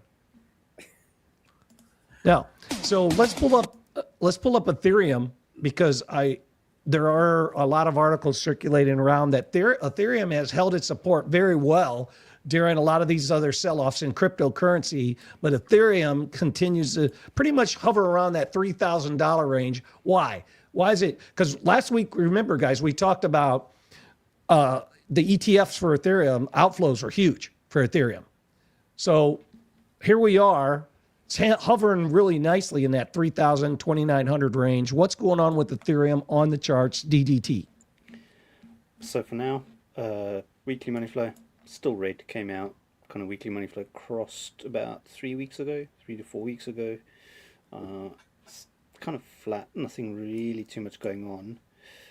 For me as well, though, if I was saying we're going to find an accumulation zone, the accumulation zone is kind of just where it bounced from recently at like 2,600-ish, but kind of this zone between 22 and say 2,700 was the accumulation zone before kind of it went to an all-time high. So this is kind of, obviously it's just come back, found support kind of there for now. Yeah, daily money flow still red, kind of flat. It's low volume still. And yes, you have these big players like Bitmine or Tom Lee just buying copious amounts of ETH. The ETF outflows are kind of a bit concerning because ideally you would, and it's the same with the Bitcoin ETFs as well. There has been outflows, so it's still not the best case scenario here. But where ETH is now, it's currently just above where I would think the big accumulation would happen before it could possibly move up. So for now, what's the 4 hour doing? Green.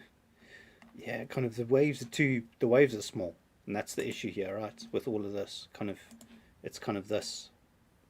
The wave's not kind of moving up and then coming down or moving down kind of into the lower echelons of the market cipher. It's kind of just very choppy. Choppy momentum, compression, suppression, kind of similar thing to Bitcoin.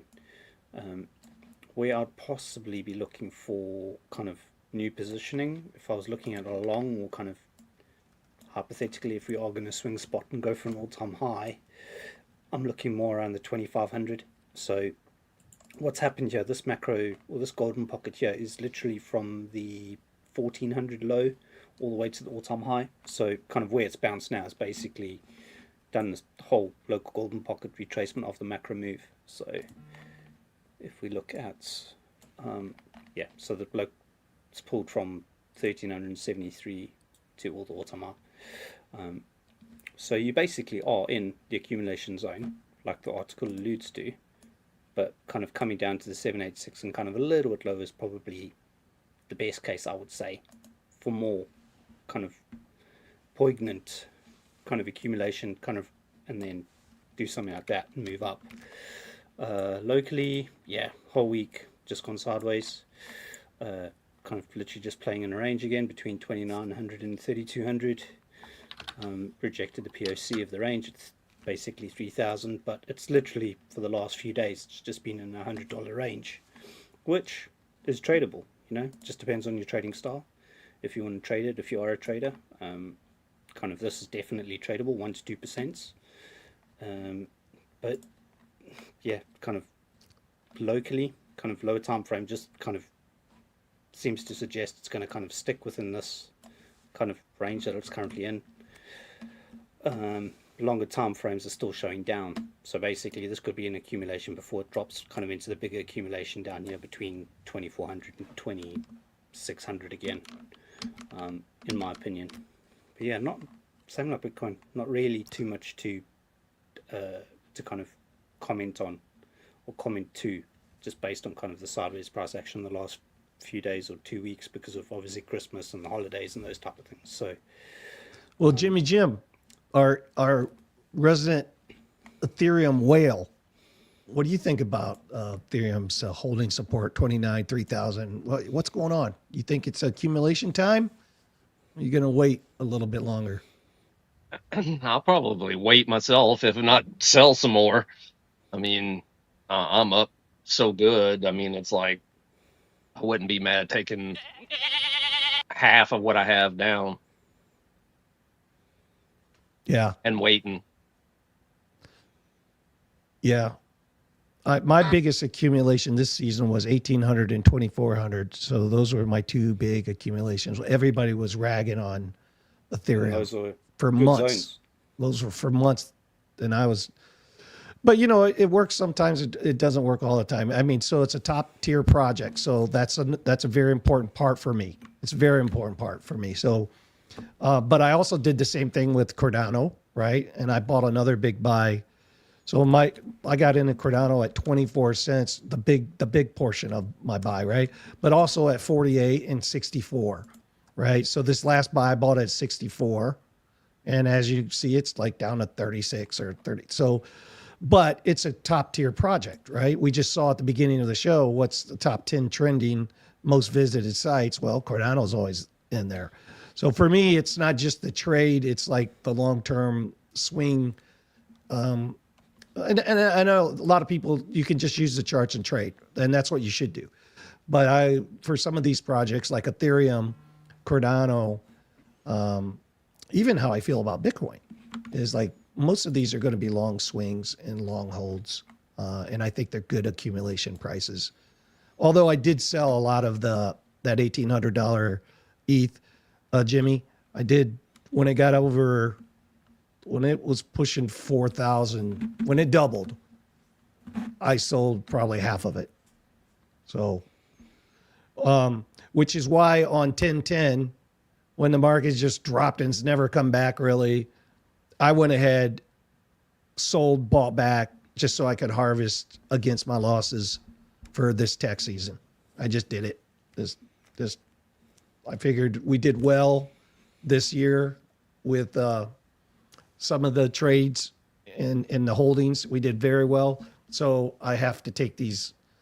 It was a big, I mean, you know, where it was at before 1010, and then the market just plummeted. And Red, he said he permanently sold.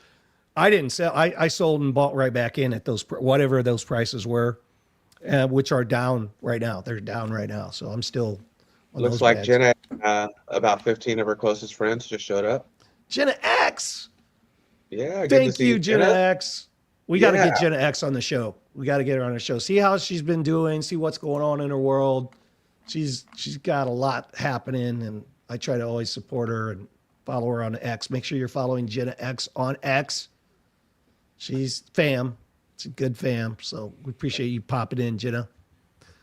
Yeah. So Jimmy, you're saying selling. You're going to keep selling. You got good profit. You're selling off. You're not going to be buying, like you're not even looking to stock up for the next cycle yet. You're waiting you're going to be waiting. No, not yet. Yep. No, that'll probably be October this time next year. Yeah. Yep. And it looks like the prediction markets are calling for the bear. I mean, remember, we were looking at that a little earlier, so maybe you got a year before, 6 or 9 months before buying time again. Well, according to the cycle, and we've been saying it, everybody's got their own opinion, right? So don't follow any YouTuber as far as their opinion. We don't know. We're just like you. However, from 17 to 21 and from 21 to 25, man, this stuff has been clockwork. We said that September, October, November, and Andrea knows it. Andrea and I have talked. Those are the time to sell. You got a whole nother year for the market to go down, and that's when you start accumulating, which would put us to next October. And here we are. I mean, anything could happen. The doggone thing could pop up tomorrow and go bonkers, right? But it pretty much is playing out just as all the OGs, the people who've been in it for a while, have thought. It's playing out pretty much that. The only thing that we haven't seen is the altcoin season, right? So, but if you follow Ben Cowan, Ben's been on the money, man. Ben Cowan's been on the money. I remember 8 months ago when Ben was saying there's still more pain coming for altcoins because we didn't dip down to the 0.25. And historically we have. And I was thinking, my gosh, I hope he's so wrong, because it was already horrible, right? But he was right on the money. So appreciate that. Oh, Darcy saying hi to Jenna. I know you guys know each other. We got Retro Mike in the chat. 10-6-26, mark it down and don't forget it. There you go. Yeah. To the And point of special shout out to Jenna, because the X viewers definitely just tripled. Thank you, Jenna. So, to the Family. point of the 10th of June, to what RMT says, it's basically, it's kind of 9 months. Generally, people say it's a year of the bear, but after 9 months, we generally find a bottom. So that's probably alluding to the point that from October to also late September to end of June or mid-June is kind of the mid-June next year is kind of the look for bottom sniping, kind of around that time. Yeah, I'm going to be cashing up so we can take advantage of that for sure. He definitely means the brain, Wick, whenever he says Ben Cohen. Or Cowan, however you say. But definitely the brain. That guy is on target. And speaking of price action, Bitcoin sets out the Santa rally of stocks and what? Precious metals. We talked about the beginning of the show, and Rocco's in the chat. He's big into silver. He just told us that silver spot open wicked up to 80. What was it? 83, I think he said. Yeah, silver just gapped up. Gapped up. So did you get in on any of the? I do have some PAX gold. But no Pax silver. But no PAX silver. Dave, did you find any? Did you find any yet? Come on, man. That would be That would be great. Sorry. Yeah, and it's cool to see Keith and those guys whenever they're talking about gold because they have those decorative gold. What do they call them over there? The ones that have the art prints on them, leaves or bullions. What do they call them? I don't really know what they call them. Bullion. But it's like it looks like $1, except it's gold and it's etched and it has a really cool art on it. Yeah. What's his name? The gold guy that comes on. We've had him on before. I can't remember his name. Yeah. We got to bring him back on because I can see his face, but I don't remember his name right now. Oh, Emma. Emma's in the chat. Good to see you, Emma. Feed Emma, everyone. Say hello to Emma. We love Emma. Emma's fam. And Emma's fam. So, yeah, Bitcoin derivatives positioning and thinning holiday liquidity. Diaz, there it is. Daniel Diaz. Daniel Diaz are driving near-term Bitcoin price action with traders focus on record option expiry. We know that happened Friday.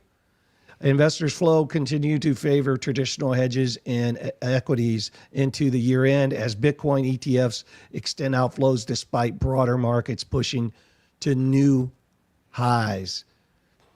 A year-end rally across global markets has pushed U.S. stocks and precious metals to fresh record highs, but Bitcoin has been left out in the cold, drifting lower as traders pull back risk into the holiday period.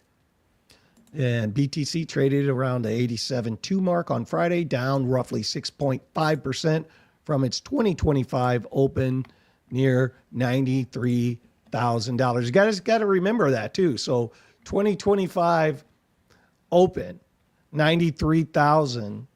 And don't forget, like in April, we dipped down to like 74, 75,000.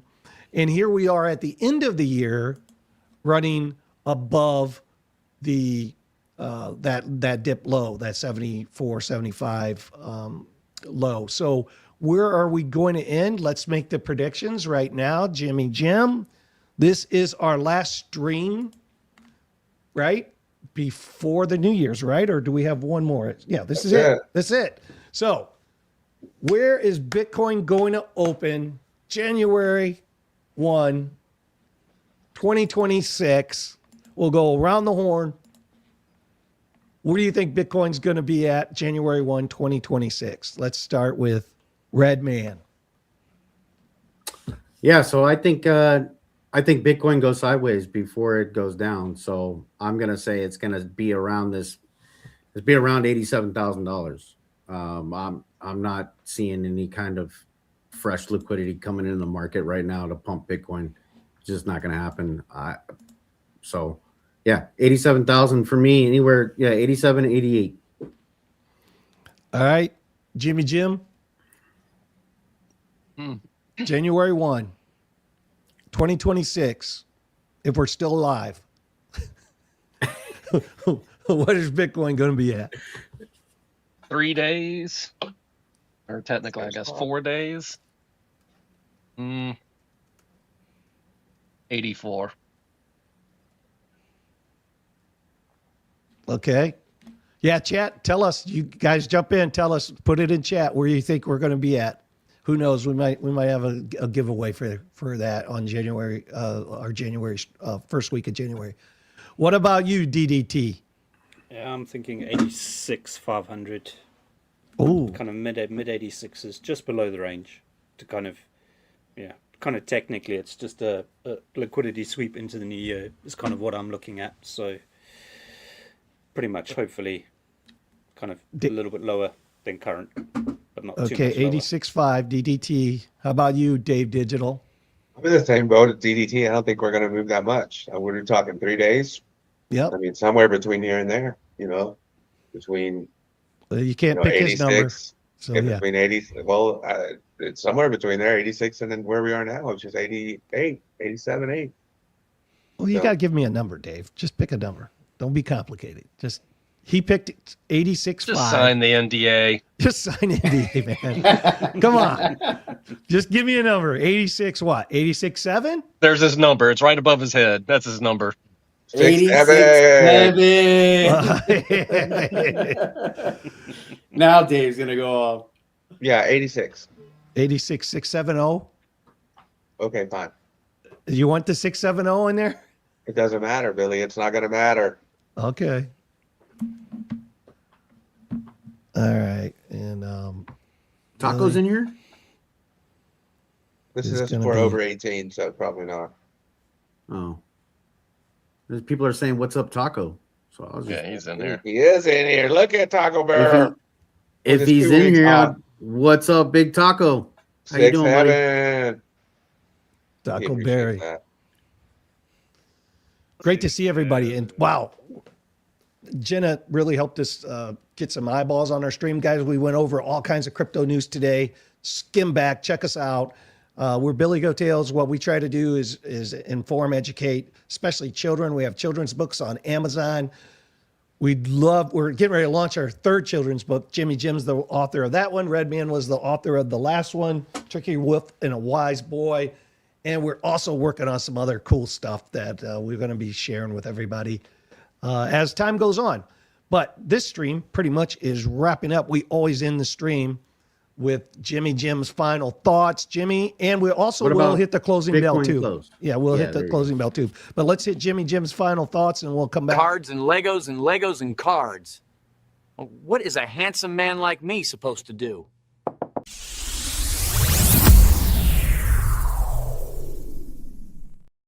Dave, you could let me Oh. finish talking first. Billy, we're running out of No, time. he can't. We have a deadline. All right, go Exactly. ahead. But no, it's been quiet. We've not been doing any Legos and cards for 2 weeks. But I get a 30-minute lunch break as soon as we end this stream, and then we're firing up Space City Breaks every night this week. Matter of fact, next Friday, Saturday, and Sunday we'll be live from the H-Town Card Show. Probably the biggest card show in Houston this year. So starting off the year right. So if you're in the Houston area, come check us out at the H-Town Card Show at George R. Brown Convention Center. I think it's 500 plus tables. It's going to be TCG and sports. We're hoping to have a good weekend this weekend. We've got lots of stock. And then, like I said, tonight at 6:30, we'll be going live on YouTube on the Space City Breaks channel, getting into a lot of the new products I've got sitting here behind me. So that's in 35 minutes, huh? It is. What do you got behind you? What are you guys busting out tonight?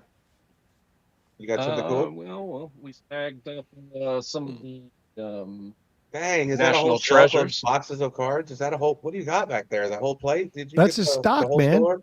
Oh Yeah, my all goodness! the inventory. Haven't you paid attention, Dave? It's been there for months. Yeah, Okay. like Jimmy, all- I got a question for you, Jimmy. Dave's like, okay. Jimmy, What's up?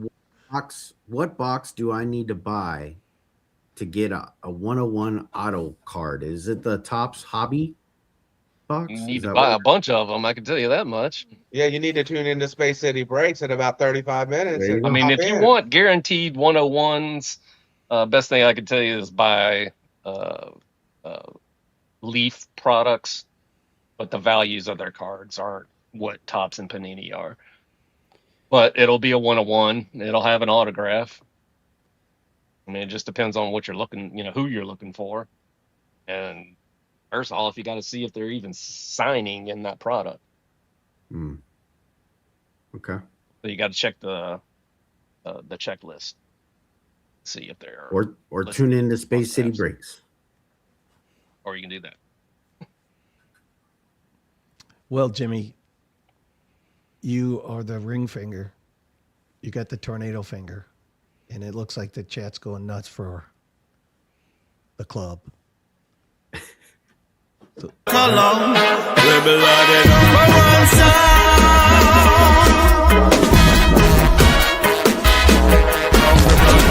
Right now, not now. Baby, tonight.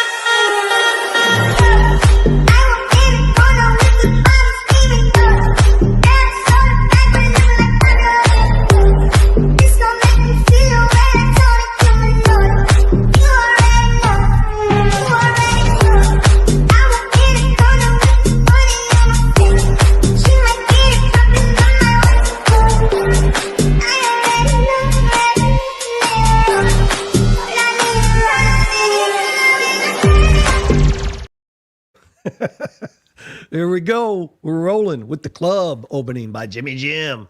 And guess what, guys? It is time for the Bitcoin close, Dave Digital. So DDT pulled up that chart. Billy, it's not time. We'll ring the bell. It's getting It's not close. time, Billy. We have a whole minute. My clock says we're ready. No. The live stream says 2 o'clock. The real clock, or it says Oh. 2 hours. Ah, I see. Well, We hit it. both got confused there.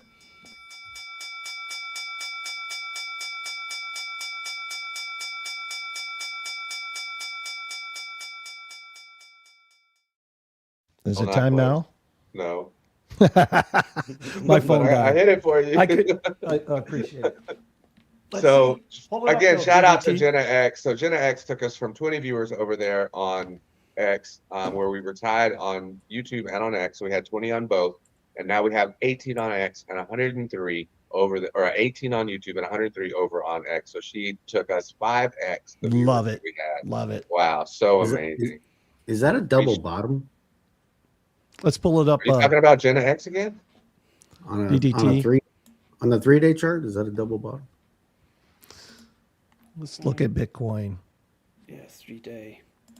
But weekly, we are just about to close around 87,805.3 according to this. So on there or thereabouts. 26 seconds according to my timer. Yeah. Yeah, it's My clock's all messed up. Boomer clock. How do you have you don't even set clocks anymore, Billy? How is that I even know. possible? I don't even Nobody use clocks. sets No, clocks. Billy has to wind his digital clock. Right. Yeah. I'm telling you what. He's got to crank it. He's got to crank it. I go by feel. That's how man. it gets That power doesn't for even make 24 sense at hours. all. Charges the Model battery T in it. crank. Keep the crank in my Right. pocket. So we closed at exact There we number go. of 87,845.3 on the 87, Bybit. 845. That's on Okay. that's on Bybit. That's on the Bybit. Invest perpetuals. Binance is 87,648. Yeah, Binance. Yeah, 80. Yeah. Oh, spot maybe. Yeah, the spot. Yeah. So I hope everybody's okay hearing close. that. Bitcoin's at $87,000, guys, and people are And we're crying bearish. about it. I know, it's like We're bearish. unbelievable to me, man. So still Win a decent 100K. Well, holders. You hear me now? Traders don't care, but holders are bearish. No. All right, guys. Well, listen, we appreciate you tuning in to Billy Go Tales. We appreciate you taking time out of your Sunday. Check us out every Sunday, 5 p.m. Eastern Standard Time. We also have our Twitter X this Tuesday at 8 p.m. Eastern Time. Come on over, X fans. We're going to go through your New Year's resolutions. We're going to have some really cool people on there telling us what their New Year's resolution is going to be. So we want you to come up. We pass the mic around every Tuesday, 8 p.m. Billy Go Tales. Check it out on X. And with that, we'll see you guys next. We are Billy Goat Tales. We love you, fam. Hashtag givers gang. We love you, fam. Hashtag givers gang. We love you, fam. Hashtag givers gang.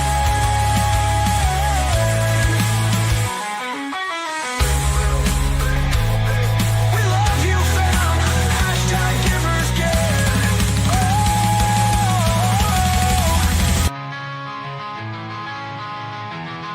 We are Billy Goat Tales. We are Billy